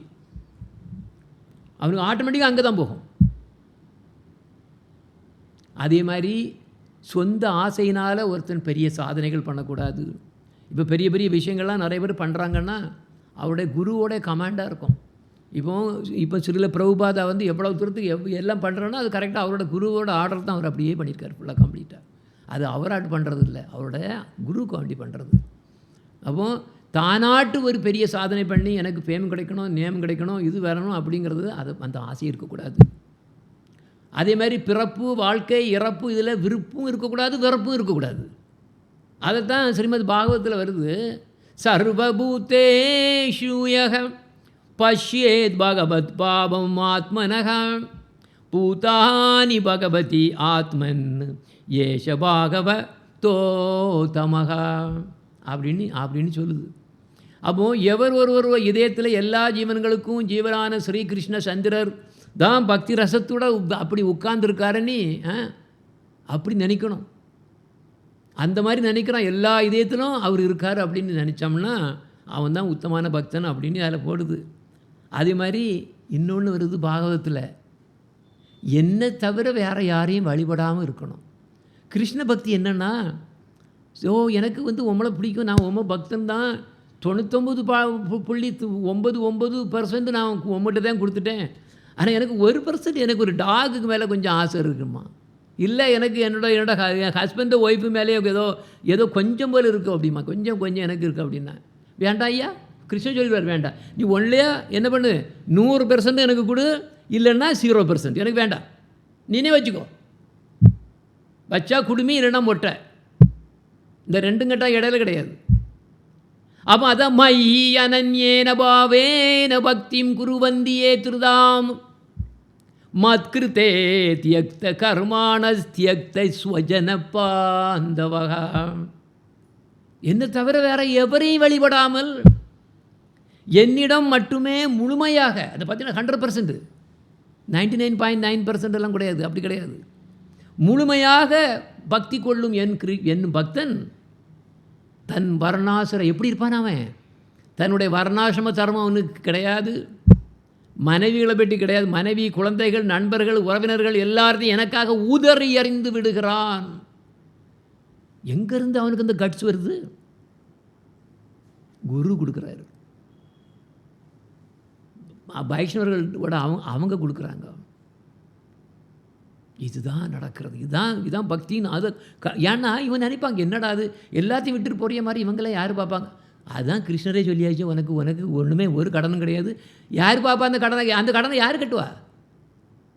அது என்ன காந்தி கணக்கில் போகுமா என்ன? நான் பார்த்துக்கிட்றேங்கிறார் அவர். அது அடுத்தால பகவத்கீதையில் வருது, நான் பார்த்துக்கிட்றேங்கிறார். என்னோட பக்தனை நான் பார்த்துக்கிறேன். இப்போ என்னோட குருதேவ் தெரிஞ்சவன் இப்படியே சேன் பண்ணிகிட்டு இருப்பார், அப்படியே சமாதியில் ஃபுல்லாக இருப்பார். அவர் ஆஃபீஸ் போகிற மறந்துடுவார். அங்கே ஆஃபீஸுக்கு யார் வரா? கிருஷ்ணர் இவருக்கு வேஷத்தில் போவார். நான் சொல்கிறேன், இந்த வரக்கூடிய நம்ம டிசப்பியரன்ஸ் டேயில் நான் சொல்லித்தரேன் கொஞ்சம் இதெல்லாம் எத்தனை நேரம் நடந்திருக்கு இந்த மாதிரி. அதுக்கப்புறம் தான் கடைசியில் பார்த்தாரு, இனி நாம் அவருக்கு சேவ் பண்ணணுமா, அவரு நமக்கு சேவ் பண்ணணுமா, நான் இதை விட்டு போகிறேன் ஏன்னுட்டு நேரே ட்ரெயினை பிடிச்சிட்டாரு, வீட்டுக்கும் தெரியாது ஒன்றும் தெரியாது, நேரே போயிட்டார். அவர்கிட்ட குருக்கிட்ட பற்றி பிரச்சான கேசவ சுவாமி. இப்படி இருக்கணும் குருக்கள்லாம், அவங்களால பக்தி கொடுக்க முடியும்.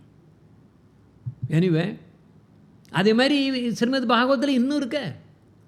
அப்போ அதில் என்ன சொல்லுதான், ஒருவன் ஸ்ரீ ஹரிநாமத்தை காரணம் எதுவும் இல்லாமல் சிறைய பேர் என்னடா எனக்கு நிறைய கஷ்டங்கள் இருக்குது, நான் ஜெபம் பண்ணோம்னா எனக்கு மைண்ட் செட் சரியாயிரும், எனக்கு நிறைய மென்டல் ப்ராப்ளம் இருக்குது, இல்லை வீட்டில் ப்ராப்ளம் இருக்குது, அந்த ப்ராப்ளம் இருக்குது, அதனால் அப்படி இருக்கக்கூடாது. அது பக்தி கிடையாது. ஹரிநாமத்தை எந்த விதமான காரணம் எதுவும் இல்லாமல், அபராதமும் இல்லாமல் ஜபித்தால் அது எத்தனையோ ஜென்மங்களில் செய்த பாவங்கள் அனைத்தையும் அழித்துவிடும். அப்படிப்பட்டவன் ஸ்ரீஹரியின் தாமரை பதங்களை அன்பு என்ற கயிற்றால் கட்டி யார பாருங்க தன் இதயத்தில் வைத்துக் கொள்கிறான். அவன்தான் எல்லா பக்தர்களிடையும் மேலானவன். சாதவோ ஹிருதம் மயம்னு சொல்கிறார் அவர். என்னுடைய பக்தனுக்கு மனத்தில் நான் தான் இருக்கேன். அதே மாதிரி எனக்கும் யாரும் கிடையாது. லட்சுமி தேவி கூட சும்மா சொல்லிகிட்டு இருக்காங்க, எனக்கு நான் எங்கே இருக்கேன், அவருக்கு மனத்தில் தான் நான் இருக்கேன், என்னுடைய பக்தனுடைய மனத்தில் தான் நான் இருக்கேன் அப்படின்னு அவர் சொல்கிறாரு. நாரத முனி கேட்குறாரு, நீங்கள் எங்கெங்கெல்லாம் இதான் மெயின். அவர் சொல்லு, நாகம் வசாமி வைகுந்தம், நான் வைகுந்தத்தில் கிடையாது. வைகுந்தம் எந்த மோட்சம் வேணும் இந்த பாருங்கள், நீ வைகுண்ட ஏகாதசி வருது பாருங்க, அங்கே என்னெல்லாம் குலுமால் பண்ணுவான்னு பாருங்க. ஏகாதசின்னு அவ்வளோதான், வைகுண்டம்னு அவ்வளோ தூரத்துக்கு வரியா நிற்பாங்க. நீங்கள் போனாலும் கொண்டு போடுவாங்க, இப்படி வரியா நிற்பாங்க. அவர் சொல்லார், இப்படிப்பட்டவங்களுக்காண்டி நான் என்ன பண்ண, ஒரு சின்ன பொம்மையை வச்சுருக்கேன் வைகுந்தத்தில். நான் இங்கே கிடையாது, நாகம் வசாமி வைகுண்டே, நான் இங்கே ஒன்று வசிக்கல. நாகம்னா இல்லை, நான் இங்கே இல்லை. எங்கே இருக்கேன், என்னுடைய பக்தன் எங்கே என்ன வழிபாட்டுட்டு எல்லாம் பண்ணி அவனை பாடி ஆடி கூச்சிக்கிட்டு இருக்கானோ அங்கே தான் நான் இருக்கேன், வேறு எங்கேயும் இல்லை அப்படின்னு. அவன் என்ன பண்ணுவான், அவனுடைய பக்தினால என்னை கட்டி உளுத்தி போட்டுறான். எப்படி இருக்கு? அப்போ ஒரு கிரகஸ்த பக்தனுக்கு இப்படிப்பட்ட ஒரு நிலை வரும்போது அவனுக்கு கர்மம் பண்ணதுக்கு தகுதியே கிடையாமல் போயிடும். அவன் பண்ணுறது கர்மம் இல்லை, என்னது பண்ணாலும் அதனால பாவமோ புண்ணியமும் வரதில்லை, பாவமும் வரதில்லை. அவன்தான் துறவரத்தை தழுவுகிறான்னு சொல்கிறார்.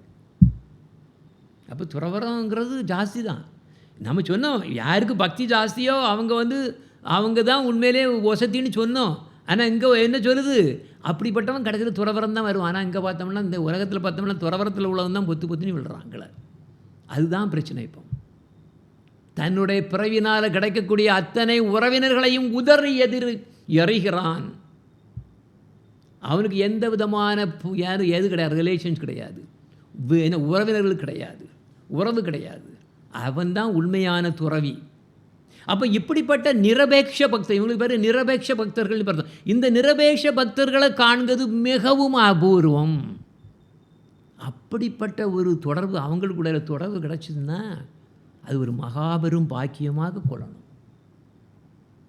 அப்போ அவர் கேட்காரு, அப்படின்னா நிறைய சில இளம் வாலிபர்கள் கூட கிரகஸ்த வாழ்க்கையை விட்டுட்டு துறவி வேஷம் போட்டுட்டு போடுறாங்களே. எல்லோரும் மற்றவங்க சாதுக்கள்னு சொல்லி இவங்களெல்லாம் கூடி விக்கிர வழிபாடெல்லாம் பெரிய வசதி பண்ணி இடத்தெல்லாம் ஏற்பாடு செய்கிறாங்க. ஆனால் நிறைய கேஸில் பார்த்தோம்னா பெண்களின் மேல் அவங்க மோகம் கொண்டு அவங்கள தொடர்பு கொண்டு கடைசிலுக்கு, ஏன்னா அவங்களும் ஹரிநாமத்தை ஜபிக்க தான் செய்யும். அங்கே பின்னால் ஹிடன் லைஃப்பில் அவனும் அவ்வளோ தப்பாக பண்ணிகிட்டு இருக்கானுங்க. கடைசியில் எப்போ அவருக்கு வெளியே வருது. நம்ம நிறைய கேட்குறோம். அப்போ பிச்சை எடுக்கிறாங்க, அதெல்லாம் பண்ணுறாங்க, பண்ணி எல்லாம் பார்க்குறாங்க.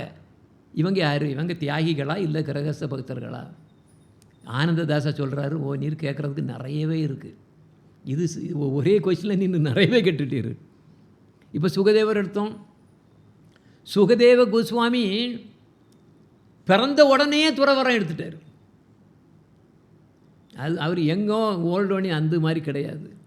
அவர் வெளியே அவர் வந்த உடனே அவ்வளோ நிறைய பாட்டு பாட்டு அவரு காட்டுக்கு போயாச்சு. அப்போ இந்த மாதிரிப்பட்ட அதிகாரம் ஒருத்தருக்கு வரும்போது அது போலி இல்லைன்னு தெரியுதில்ல. ஆனால் போலியிலையும் நடக்கும். இந்த உலகத்தில், இந்த கலியுகத்தில் போலி தான் நிறைய.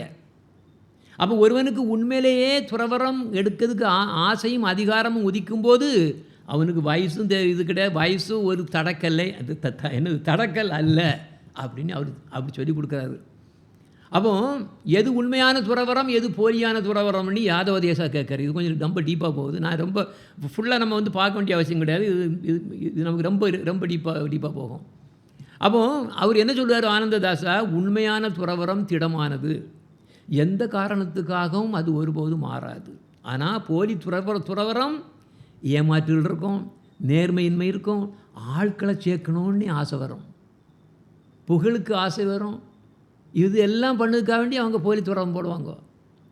அப்போ உண்மையான நிரபேட்ச பக்தர்களுக்கு இதில் இந்த மாதிரி இன்ட்ரெஸ்ட்டும் கிடையாது. அவன் சும்மா எப்போ பார்த்தாலும் அவனுக்கு மானசேவையில் தான் இருப்பான். மானசேவையில் ஒருத்தன் எவன் இருந்தானோ, அதில் மட்டும் அவனுக்கு விருப்பம் இருந்ததோ அவன் வசந்தன்னு அர்த்தம். அவன் தான் உண்மையான துறவி. போலி துறவரத்தை நிறைய பேர் எடுக்கிறாங்க. அவன் வீட்டை விட்டு வெளியே போனவனே தெரிஞ்சு போயிடுவான். அவனுடைய கதை நடக்கான்னு தெரிஞ்சு போயிடும். அப்போ யாரும் கேட்குறாரு, அப்படின்னா பக்தன் துறவரத்தை தழுவும்போது ஏன் மாதிரி துறவியோட துணியை அணியணும் அப்படின்னு. அதுக்கு ஆனந்ததாசா சொல்கிறாரு, ஏன்னா ஜட உலக இன்பங்களை அறிந்துவிட்டு திடமாக துறவரம் எடுத்த ஒரு நிரபேட்ச அகிஞ்ச பக்தன் அவன் வீட்டிலே இருந்தாலும் பரவாயில்ல, காட்டில் இருந்தாலும் அது சொல்கிறார், வீட்டிலேயோ காட்டிலேயோ எங்கிருந்தாலும் தான். அதுலேயும் என்னென்னா சிலவங்க வீட்டுக்குள்ளே இருந்துகிட்டே பெரிய துறவியாக இருப்பாங்க. இவன் எல்லாத்தோட மேலு வெளியே போயிட்டு இந்த மாதிரி எனக்கு அந்த வேஷம் வேணும், இது வேணும், இது வேணும்னு எல்லாம் போட்டு பெரிய இதில் எனக்கு பேர் வேணும், அது வேணும்னு பண்ணிகிட்டு இருப்பாங்களோ, அவன் கீழ் வீட்டுக்குள்ளே இருந்துட்டு அந்த அளவு இதில் இருந்துகிட்டே கம்ப்ளீட்டாக எல்லாத்தையும் திறந்து அவன் அங்கேயே கம்ப்ளீட்டாக அங்கேயே அவன் அந்த துறவரத்தில் அவன் ஃபுல்லாக இருக்கும்போது எல்லாம் என்ன பண்ணுது, நிறைய அவ்வளவும் ப்ராப்ளம் பண்ணிகிட்டே இருக்கும். அதுலேயும் ஒருத்தர் அந்த மாதிரி இருந்தான்னா அவன் பெரியவன். அவன் இந்த உலகத்தையே புனிதமாக்குவான். வீட்டிலேயோ காட்டிலேயோ எங்கிருந்தாலும் ஒன்றுதான், அவன் இந்த உலகத்தையே புனிதமாக்குவான். சிலர் அரை துணியும் கிழிந்த துணியும் உடுத்தி தங்களை துறவிகள் அப்படின்னு காட்டுக்கிறாங்க. அதே மாதிரி துறவரம் எடுக்கும்போது முன்னால் துறவரம் எடுத்த மற்ற வைஷ்ணவர்களின் முன்னால் உறுதி செய்து தான் அவங்க துணியை வாங்குவாங்க. இதை துறவர துவக்க சடங்கு அப்படின்னு பேருவாங்க. இதுதான் இப்படி அவங்க துறந்த நிலையை அணியும் துணியில் காட்டுது. என்ன தப்புன்னா எதுக்கு தப்பு இல்லைன்னு சொல்கிறாரு. ஏன் அப்படின்னா அவர் அடுத்த கொஸ்டின் அதான் கேட்குறாரு யாதவதாசா, அப்படி ஏன் துணிமணியில் தான் காணிக்கணும் அப்படின்னா அவருக்கு எங்கே இருந்தாலும் துறவின்னா துறவியாக இருக்காருன்னு. அதுக்கு அர்த்தம் என்னென்னா, ஒரு துறவி இப்படி துணிமணிகள் மூலம் தன் துறந்த நிலையை காட்டுவதன் மூலம் அவனை பற்றி எல்லோரும் தெரிஞ்சு போய்டும்னா அவங்க பக்கத்தில் போய் இந்த விஷயங்களெல்லாம் பேச மாட்டாங்க. ஃபேமிலி மேட்டர்ஸு, மணி மேட்டர்ஸு, எந்த ஆக்ட்ரஸு என்ன மூவி இப்போ ஓடிட்டு இருக்குது, என்ன அரசியலில் அது இதெல்லாம் பேச மாட்டாங்க. இந்த துணி ரொம்பவும் மங்களமான இது வேஷம், இது காவி வேஷங்கிறது மங்களமான அதை பார்த்த உடனே அவங்களுக்கு என்ன வரும், கிருஷ்ணர் ஞாபகம் வரணும். அவனுக்கு தெரியும் இவன் உலக சம்பவத்தில் இது விடுபட்டவன்.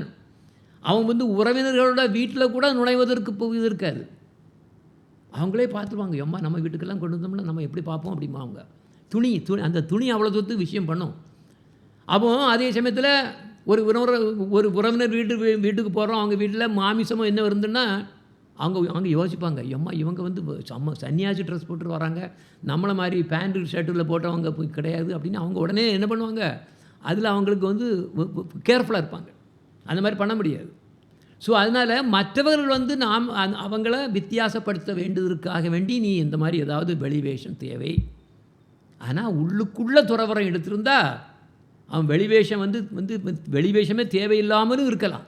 ஆனால் மற்றவர்களோட மிங்கிள் பண்ணும்போது தான் அவனுக்கு தேவைப்படுது, மற்றபடி தேவை கிடையாது. அதை தான் ஸ்ரீமத் பாகவதத்தில் சொல்லுது, ஜகாதி மதிம் லோகே வேதேச்ச பரிநிஷ்டிதாம் அப்படின்னு. பகவானினுடைய கருணையை பெற்ற ஒருவன் உண்மையிலேயே வெளிவேஷம் எதுவும் தரிக்க தேவையில்லை. அவன் தானாகவே ஜட உலக காரியங்கள், வேதங்கள் குறிப்பிடப்படக்கூடிய மதச்சடங்குகள் எல்லாத்திலும் இருந்து விடுபட்டவன். தேவர்ஷி பூதாப்த நிறுநாம் பித்திரானாம்னு அது போட்டோம்ல, எல்லா கடல்லேருந்து அவன் போயிடுவான். அவன் என்னவாக இருக்கணும், மத்தியம் அதிகாரி இதெல்லாம் உத்தம அதிகாரியாக அவங்க இருக்கக்கூடியவங்களுக்கு தான் என்ன பண்ணுறாரு, அவர் ஃபுல்லாக கம்ப்ளீட்டாக எல்லாத்தையும் எடுத்து விட்டுறாரு. எல்லாம் ஒரு இதுவும் கிடையாது, அவர் பார்த்துடுவார் கம்ப்ளீட்டாக. உண்மையிலே ஒரு பக்தனுக்கு துறவரத்தை காட்டுவதற்காண்டி வெளிவேஷம் தேவையே கிடையாது. ஜனங்களின் பார்வைக்கு தேவை என்றால் மட்டும்தான் அவன் அதை அணிய தேவை. அதுக்கு பிறகு கொஞ்சம் நிறையெல்லாம் வருது, யார்கிட்ட இருந்தாலும் கேட்கணும், அதெல்லாம் தேவை கிடையாது. நான் கொஞ்சம் ஸ்கிப் பண்ணிட்டு போடுறேன், நீங்கள் இன்னையாவது முடிச்சிடணும். டைம் என்னாச்சு, கொஞ்சம் ஒரு 10 மினிட்ஸில் நான் முடிச்சிடுறேன். இப்போ அடுத்த ஒன்று வருது. ஒருவர் சந்நியாசம் எடுத்த பின்னர், சந்நியாசம்னா முழு சந்நியாசம், இதில் நிறைய இருக்குது.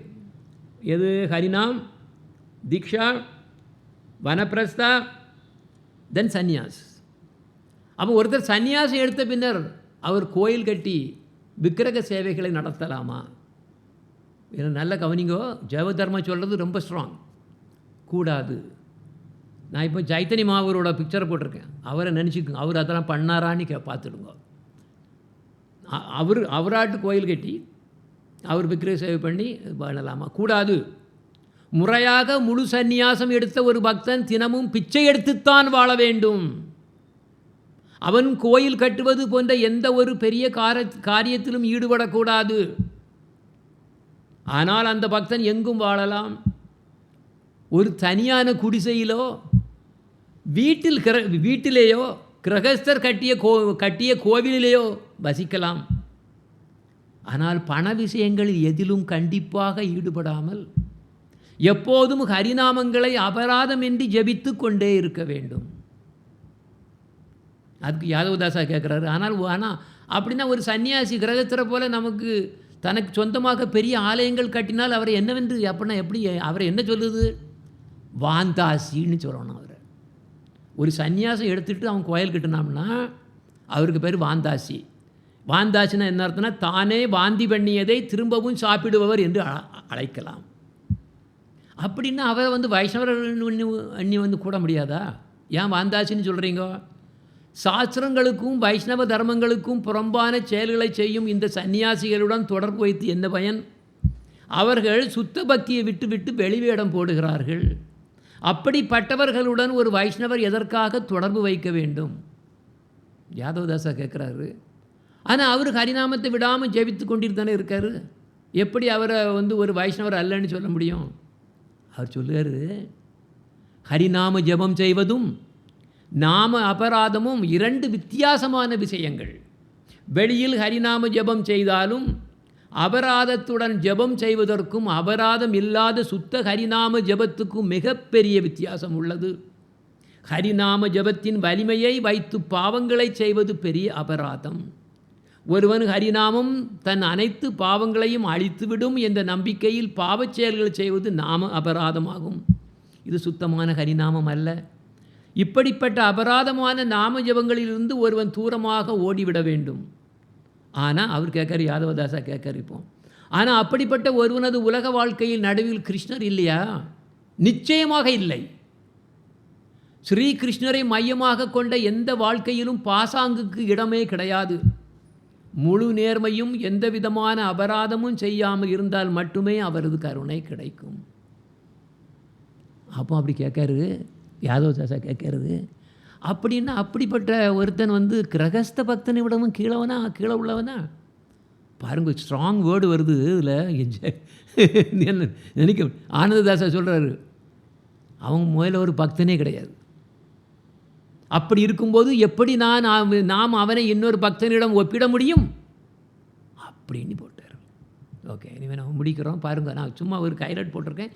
நீங்கள் ஃபுல்லாக டீட்டெயிலாக நான் அனுப்புவேன். அந்த பிடிஎஃப் அனுப்பி கொடுப்பேன். அந்த 4th 7th முடிய போகுதில்ல, அதில் நீங்கள் ஃபுல்லாக நான் விட்டதெல்லாம் பார்க்கலாம். இப்போது டைம் ஆகிறதுனால சீக்கிரம் ஜஸ்ட் ஒரு few minutesல முடிக்கணும்.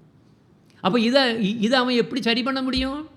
அவன் தவறை புரிஞ்சு கண்ணீர் விட்டு அழணும். நான் இப்படி எனக்கு கிருஷ்ண பக்திங்கிறதே நான் வந்து நாசப்படுத்திகிட்டு இருக்கேன். எல்லாருக்கும் கிருஷ்ண பக்தினா என்னன்னே எனக்கு என்ன பண்ண, கிருஷ்ண பக்தன் எப்படி இருக்குங்கிறதுக்கு நேரே மாற்றி நான் போயிட்டுருக்கேன். இது ரொம்ப மோசமாக இருக்கு, மோசம் அப்படின்னு அவன் என்ன பண்ண, அழணுமா அப்படின்னு அவர் சொல்லுவார். ஸோ இப்படி அந்த மாதிரி சொல்லிட்டு கடைசியில் ஆனந்ததாஸ் சொல்கிறாரு, ஆமாம், வைஷ்ணவ தர்மம் எல்லாருக்கும் சுதந்திரமாக எளிதாக கிடைக்கக்கூடியது தான். ஆனால் ஒவ்வொரு ஜீவனுக்கும் ஒரு வைஷ்ணவனாக ஆகிறதுக்கு தகுதி உண்டு. ஆனால் இதில் வந்து தன் ஆசை, சுயநலம் அப்படி இப்படின்னு இதில் இந்த மாதிரிப்பட்ட என்ன அழுக்கான என்ன எண்ணங்கள், இதனால் அவன் வந்து பக்தியை வந்து ஏதோ சீப்பாக நினச்சிட்டான்னா அவன் வந்து கீழே விழுந்து போயிடுவான். ஆனால் இந்த கிரகஸ்த பக்தர்களை பற்றி அப்புறம் கேட்குறாரு, இவங்க எங்கேருந்து வராங்க, யாரெல்லாம் கிரகஸ்த பக்தராக வாழான்னு. இது ரொம்ப ஈஸி.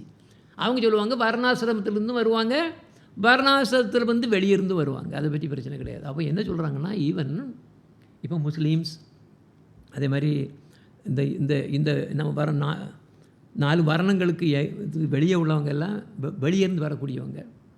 அதே மாதிரி நம்ம பிராமணர், சத்திரியர், வைசியர், சூத்திரர்னு வரக்கூடியவங்க, வர்ணாசிரமத்தில் இருக்கக்கூடியவங்க. அவர் என்ன சொல்லுவாங்கன்னா, எங்கேருந்து வேணாலும் வரலாம். வைஷ்ணவனுக்கு வந்து அவன் எங்கேருந்து வராங்கன்னு நமக்கு ஒன்றும் தேவையே கிடையாது. வர்ணாசிரம தர்மத்திலிருந்து வந்தவர்கள், வர்ணாசிரம தர்மத்துக்கு வெளியே இருந்து வந்தவர்கள். அப்புறம் ஒரு கொஸ்டின் வருது, இவங்க 2 யார் வந்து உயர்ந்தவர்கள்? திருப்பி பழைய அதே ஆன்சர் தான் வருங்க. இவர்களில் எவருக்கு அதிகமான பக்தி இருக்கிறதோ அவர்தான் உயர்ந்தவர். இதுதான் ஆல்வேஸ் இதுதான் வந்து நிற்கும் கடைசியில். அது துறவியோ கிரகஸ்தரோ என்னென்னு பார்த்தாலும் கடைசியில் இந்த ஒரு ஃபேக்டர் ரொம்ப முக்கியம். துறவியாக இருந்துட்டு இப்போ பக்தி இல்லைன்னா என்ன அர்த்தம்? அதனால் எப்படி சொல்ல முடியும்? எவன் ஒருவனுக்கு பக்தி ஜாஸ்தியாக அதிகமாக இருக்கோ அவன் தான் எல்லாத்திலும் வரும். அவனுக்கு வேஷத்தை பார்க்குறது கிடையாது, அவன் வந்து பக்தி எவ்வளோ இருக்குது, இந்த ஒன்றை தான் பார்க்கணுமே தவிர மற்றெல்லாம் பார்க்கக்கூடாது. சரியா? சரி. அப்புறம் இனிமேல் அடுத்தது வந்து சன்னியாசம் எடுக்கிறது கூட தகுதியெல்லாம் இருக்குது.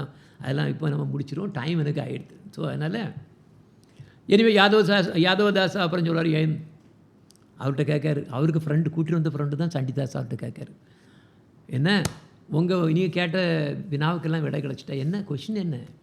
நித்திய தர்மமும் உலக வாழ்க்கையும். அவர் உலக வாழ்க்கையில் கஷ்டப்பட்டார், சம்பாதிச்சு வச்சு எல்லாத்தையும் கடையில் பிடுங்கிட்டு போயிட்டாங்க. எந்த ஒரு குழந்தைகளுக்காக சம்பாதிக்க வச்சோன்னா அந்த குழந்தைகளே இனிமையாகிடுது. இந்த நீங்கள் பார்த்தீங்களா, பாகம் 1 பாகம் 2 அதான் நம்ம பண்ணிகிட்டு இருந்தோம். இதுதான் உலக வாழ்க்கைங்கிறது.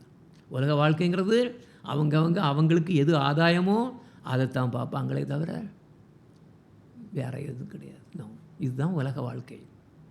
அப்போ சண்டிதாசா சொல்கிறாரு, நான் இன்றைக்கி மிகவும் அனுக்கிரகம் பெற்றுள்ளேன். பாபாஜி ஷாவோட வாயிலிருந்து நான் கேட்டவை இவை.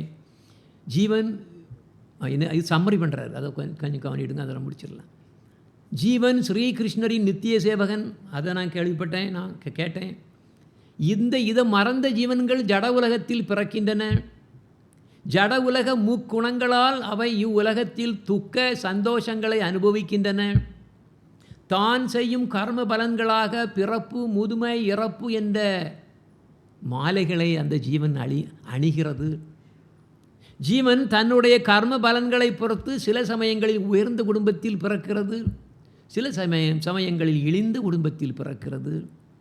மேலும் ஒவ்வொரு பிறவியிலும் அது வித்தியாசமான உடல்களை எடுத்துக்கொள்கிறது.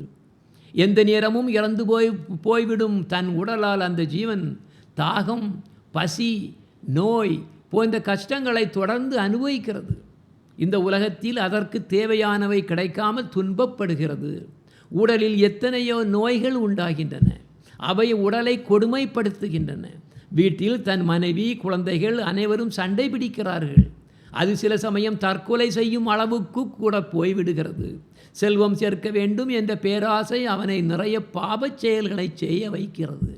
அரசாங்கம் அவனை தண்டிக்கிறது அல்லது மற்றவர்களால் ஏளனப்படுத்தப்படுகிறான். இவ்வாறு எத்தனையோ துன்பங்களுக்கு இந்த உலகத்தில் அவன் ஆளாகிறான்.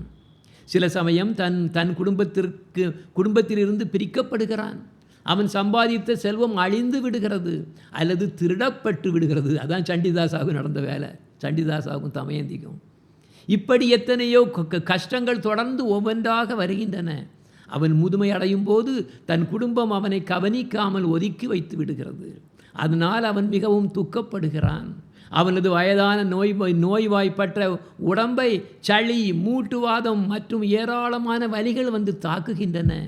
அவனது நலிந்த உடல் நிறைய கஷ்டங்களுக்கு காரணமாக ஆகிறது.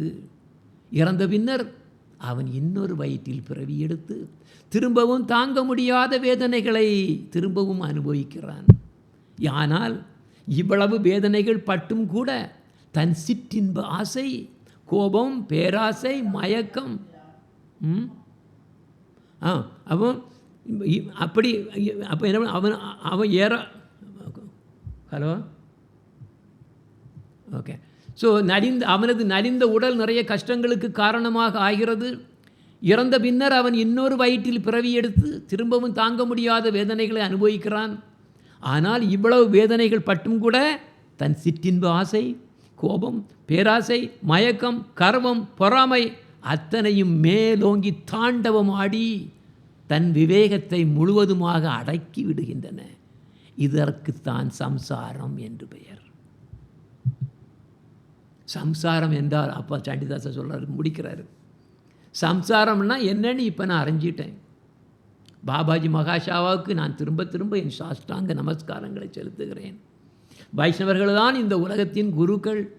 அந்த வைஷ்ணவர்களின் கருணையினால் தான் உலக வாழ்க்கை என்றால் என்ன என்பதை இன்று நான் நன்காக அறிந்து கொண்டேன்.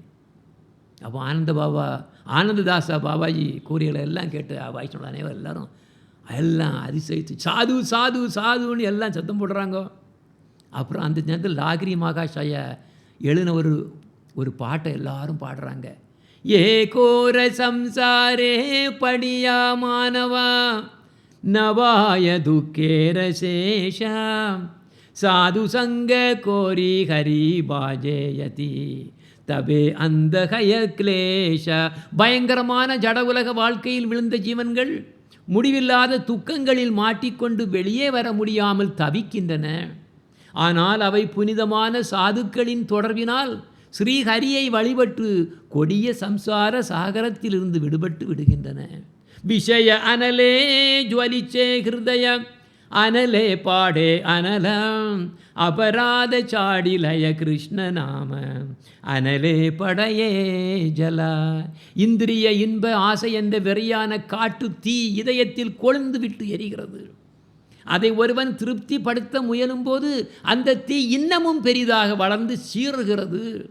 ஆனால் ஒருவன் அபராதமின்றி ஹரிநாம ஜபம் செய்யும் போது அது குளிர்ந்த மலையைப் போல் அந்த காட்டு தீயை அணைக்கிறது.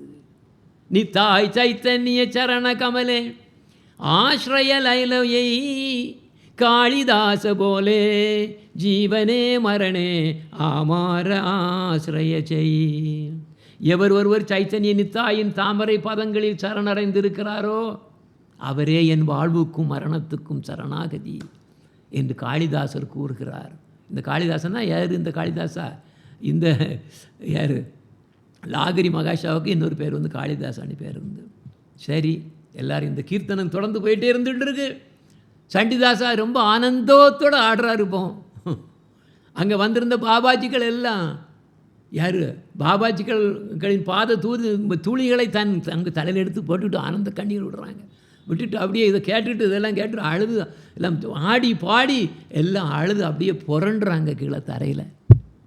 அப்போ சொல்கிறாங்க எல்லாரும், சண்டிதாசா ரொம்பவும் அதிர்ஷ்டமானவர், இப்படி ஒரு வைஷ்ணவ சங்கம் அவர் கிடச்சிருக்குது அப்படிங்கிறது ரொம்ப அதிர்ஷ்டமானவர் அப்படின்னு சொல்லிட்டு கடைசியில் சிறிது நேரத்திற்கு பின் யாதவதாசா சண்டிதாசா கிட்ட சொல்லுவார், ஓ சண்டிதாசா, இனிமேல் நாம் வீட்டுக்கு போகலாம், திரும்பி போகலாம், நாம் வந்து கங்கையின் அடுத்த மறுகரைக்கு செல்ல வேண்டும் அப்படின்னு சொல்கிறாரு. அப்போ சண்டிதாசா சிரிச்சுட்டே சொல்கிறாரு, சங்கத்தின் மூலமாக என்னை இந்த சம்சார சாகரத்தை கடக்க செய்வீர் என்றால் நான் வருகிறேன் அப்படின்னு நகைச்சுவே சொல்லுவார். 2 பேரும் பிருத்திவின சோலைக்கு சாஷ்டாங்க நமஸ்காரம் பண்ணுறாங்க. பண்ணிவிட்டு அங்கேருந்து கிளம்புறாங்க. கிளம்பிட்டு சோலையை விட்டு வெளியே வந்ததா அங்கே வெளியே யார் இருக்கா? பாவம் தமயந்தி. அவங்க கேட்கவே முடியலை அந்த அம்மாவுக்கு. சரி, ஏன்னா இங்கே எல்லாம் பிரம்மச்சாரிகள், பெண்கள் அலவுடு கிடையாது உள்ள. பாவம் வெளியே உட்காந்து என்ன அப்படியே வெயிட் பண்ணிகிட்டு இருக்குது. அவள் அப்போ வந்தோடனே இவங்க பார்த்தோன்னே சொல்லுது, ஐயகோ, ஏன் நான் ஒரு பெண்ணாக பிறவி எடுத்தேன், நான் ஒரு ஆணாக பிறந்திருந்தால் எளிதாக இந்த பிரதிமின சோலைக்குள் சென்று அங்குள்ள மகாத்மாக்களின் தரிசனத்தை பெற்று அவர்களது பாத தூளிகளை என் தலையில் இட்டிருப்பேனே.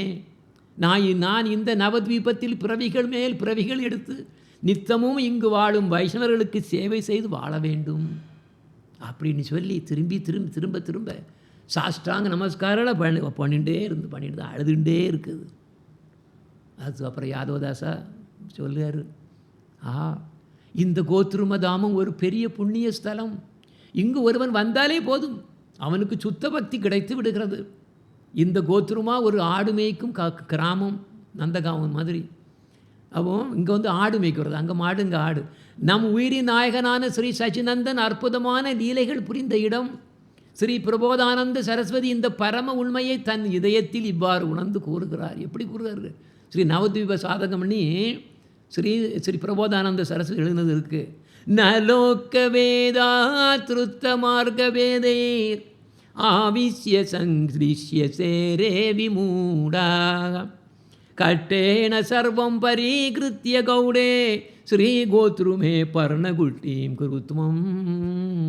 அப்போ சொல்லுற, ஓ முட்டாள்களே, நீங்கள் உலக சம்பந்தங்களையும் வேதங்களையும் சரணடைந்து மத மற்றும் சமுதாய விதிமுறைகளை கடைபிடித்தும் கூட நீங்கள் துன்பங்களுடையதானே வாழுகிறீர்கள். எல்லோரும் கோயிலுக்கு போகிறாங்க பாருங்கள். நீங்கள் பார்த்தீங்கன்னா அங்கே பார்த்தா எல்லா இடத்துலையும் இந்த ஊரில் நான் இருக்கணும், எங்கே பார்த்தாலும் கோயில் ஸ்பீக்கர் போடுறாங்க. ஸ்பீக்கர்னா அளவு மிஞ்சி ஓடும், அங்கெல்லாம் நிற்க முடியாது, யாரும் தூங்க முடியாது, அவ்வளோ தூரத்துக்கு ஸ்பீக்கர் போடுவானுங்க. எல்லாரும் பக்தர்னு நினைக்கிறீங்களா? ஒன்றும் கிடையாது, எல்லாருக்கும் கஷ்டம், அவ்வளோரும் கஷ்டம். என்னத்தை பண்ணாலும் என்ன இருக்குது, யூஸ் இருக்குது, அவ்வளோரும் ஒன்றும் கிடையாது. அப்போது இதெல்லாம் போலி மார்க்கங்கள் அப்படின்னு பாருங்கள். யார் உண்மையான பக்தன் எப்போவுமே ஆனந்தமாக இருப்பான். இந்த மாதிரி ஸ்பீக்கர் போட்டு அப்படியெல்லாம் ஒன்றும் கொளுத்த மாட்டான், அவன் எப்பவும் ஆனந்தமாக இருப்பான். அப்போ பார்த்தீங்களா, இதெல்லாம் கடைப்பிடித்தும் கூட நீங்கள் துன்பத்துங்களோட தானே வாழ்கிறீர்கள். இந்த போலி மதங்கள் மார்க்கங்களை எல்லாம் விட்டுவிட்டு ஸ்ரீ கோத்ருமத்துக்கு வந்து ஒரு சிறு ஓலை குடிசையை கட்டுங்கள் அப்படின்னு யார்? பிரபோதானந்த சரஸ்வதி அப்படி எழுதியிருக்காரு. இதில் ஸ்ரீ நவத்வீப சாதகால எழுதியிருக்காரு, என்கிட்ட இருக்கு அந்த இது. அப்போ இப்படி ஹரிக்கதைகளை பரஸ்பரம் பேசியவாறு 3 பேரும், யாரெல்லாம்? யாதவதாசா, சண்டிதாசா, தமயந்தி, 3 பேரும் கங்கையை கடக்காங்க. கடந்து நேரே கடைசியாக குளியா கிராமத்தை அடைகிறாங்க. அங்கே தான் அங்கே இருக்கக்கூடிய இடம். அப்போதிருந்து சண்டிதாசாவும் தமயந்தியும் அற்புதமான வைஷ்ணவ குணங்களுடன் வாழ்ந்தனர். மாயையின் பிடியில் இருந்தும் முழுவதுமாக விடுபட்டு வைஷ்ணவர்களுக்கு சேவைகள் செய்தும் இடைவிடாமல் ஸ்ரீ கிருஷ்ணரின் நாமங்களை ஜபித்தும் எல்லா ஜீவன்களின் மேல் கருணை செலுத்தியும் அந்த தம்பதிகள் உத்தமமான குணங்களுடன் வாழ்ந்தார்கள். அந்த வணிக தம்பதிகள் மிகவும் ரட்சிக்கப்பட்டவர்கள். வைஷ்ணவர்களின் கருணை ரட்சை அளிப்பது தான். ஸ்ரீ நவத்வீப புண்ணிய தலமும் ரட்சை அளிப்பது. அப்போ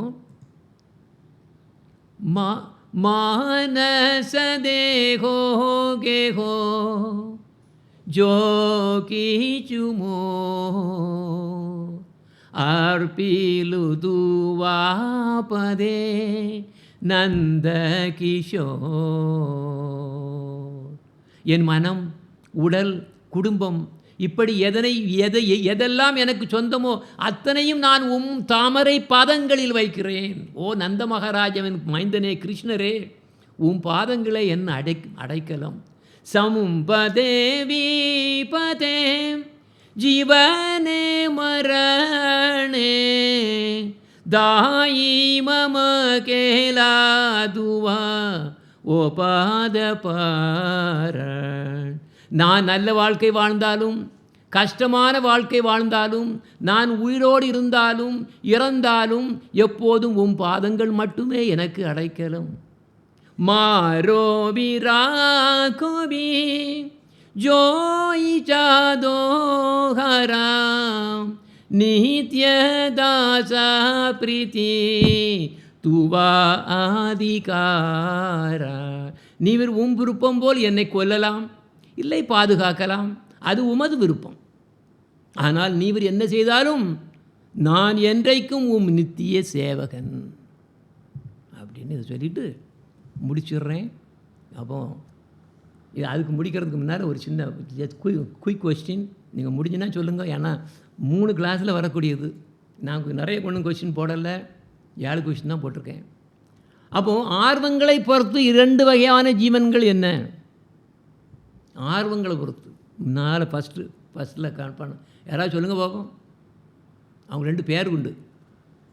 அவங்களுடைய ஆர்வங்களை பொறுத்து 2 வகையான ஜீவன்கள் இருக்குது. சொல்லுங்கள் பார்ப்போம்.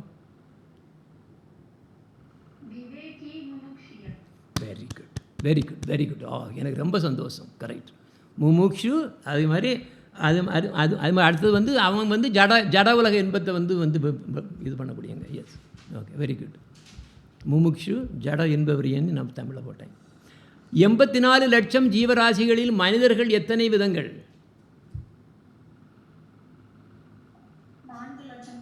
4 லட்சம். Correct, very good. ஆன்மீக விஷயத்தில் ஜீவன்களின் 4 விதங்கள் என்ன?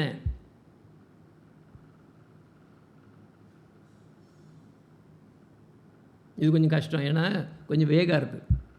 விவேகி, முமுக்ஷு, முக்தன், பக்தன். ஆன்மீக விஷயத்தில் ஒருத்தன் விவேக்கியாக இருக்கலாம், ஞானி. முமுக்ஷு எனக்கு மோட்சம் கிடைக்கணும் இருப்பான். முக்தன் மோட்சம் கிடச்சிருப்பான். பக்தன் எனக்கு அதெல்லாம் தேவை, எனக்கு பக்தி மட்டும்தான் வேணும், பக்தனாக இருப்பான். ஓகே, அடுத்தால பக்தனின் 2 வகைகள் என்ன? இன்றைக்கி தான் ஃபாலோ பண்ணாது, இன்றைக்கி தான் எடுத்தோம்.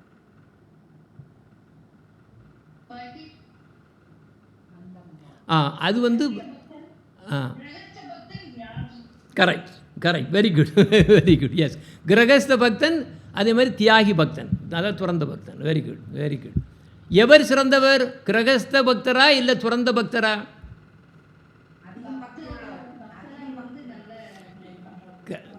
கரெக்ட். யாருக்கு பக்தி ஜாஸ்தியாக இருக்கோ அவங்க கிரகஸ்தா இருந்தாலும் பரவாயில்ல, இல்லை இது துறவரம் எடுத்துட்டான்னு தெரியல, எந்த ட்ரெஸ் போட்டிருந்தாலும் பரவாயில்ல, பக்தி அவனுக்கு இருக்கோ அவன் தான் பெரியவன். Very good.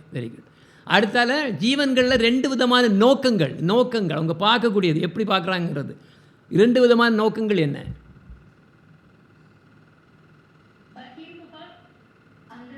Very good. Wow, very nice. பகிர்முக, அதான் வெளிர் அதை வெளியேன்னா அவங்க வெளியே உள்ள மாதிரி தான் அவங்க தன்னுடைய ஆத்மாவை பற்றி அவங்க பார்க்க மாட்டாங்க, அது உள்ளே பார்க்க மாட்டாங்க. அடுத்தால கடைசி கிரகஸ்த பக்தர்களின் 2 மூலங்கள் என்ன? இது ரொம்ப ஈஸி. 2 இடத்துலேருந்து வராங்க அவங்க கிரகஸ்த பக்தர்கள். எங்கெல்லாம்?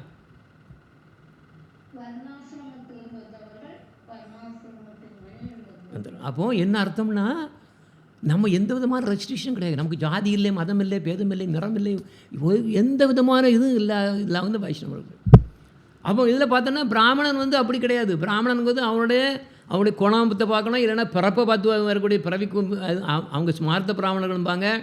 அப்போ அவங்களுக்கெல்லாம் அந்த மாதிரிப்பட்ட வர்ணாசிரமம் இருக்குது. வைஷ்ணவர்களுக்கு வர்ணாசிரமே கிடையாது. இவங்க வர்ணாசிரமத்துக்கு மேலே உள்ளவங்க. அதனால் அவங்க வர்ணாசிரமத்திலேருந்து வந்தாலும் சரி தான், வெளியே இருந்து வந்தாலும் சரி தான், உள்ளே இருந்து வந்தாலும் சரி தான், வெளியே இருந்து வந்தாலும் சரி தான், அவங்க வந்து பக்தர்கள், அவங்க வைஷ்ணவர்கள். ஓகே, சரியா? Very nice. ஓகே, இன்னைக்கு கொஞ்சம் டைம் எடுத்துட்டேன். ஏன்னா இன்னும் இதையை போட்டு இன்னொரு பாகத்துகளுக்காக வேண்டி நான் கொஞ்சம் 10 நிமிஷம் எடுத்துட்டேன், வெளியே எடுத்துட்டேன். ஸோ அதனால் ஓகே. ஸோ நன்றி, வணக்கம். வாஞ்சா கல்பா தருப்சா கிருபா சிந்துப்பு ஏவச்சா பதிதானாம் பாவனேபியோ வைஷ்ணவேபியோ நமோ நமः.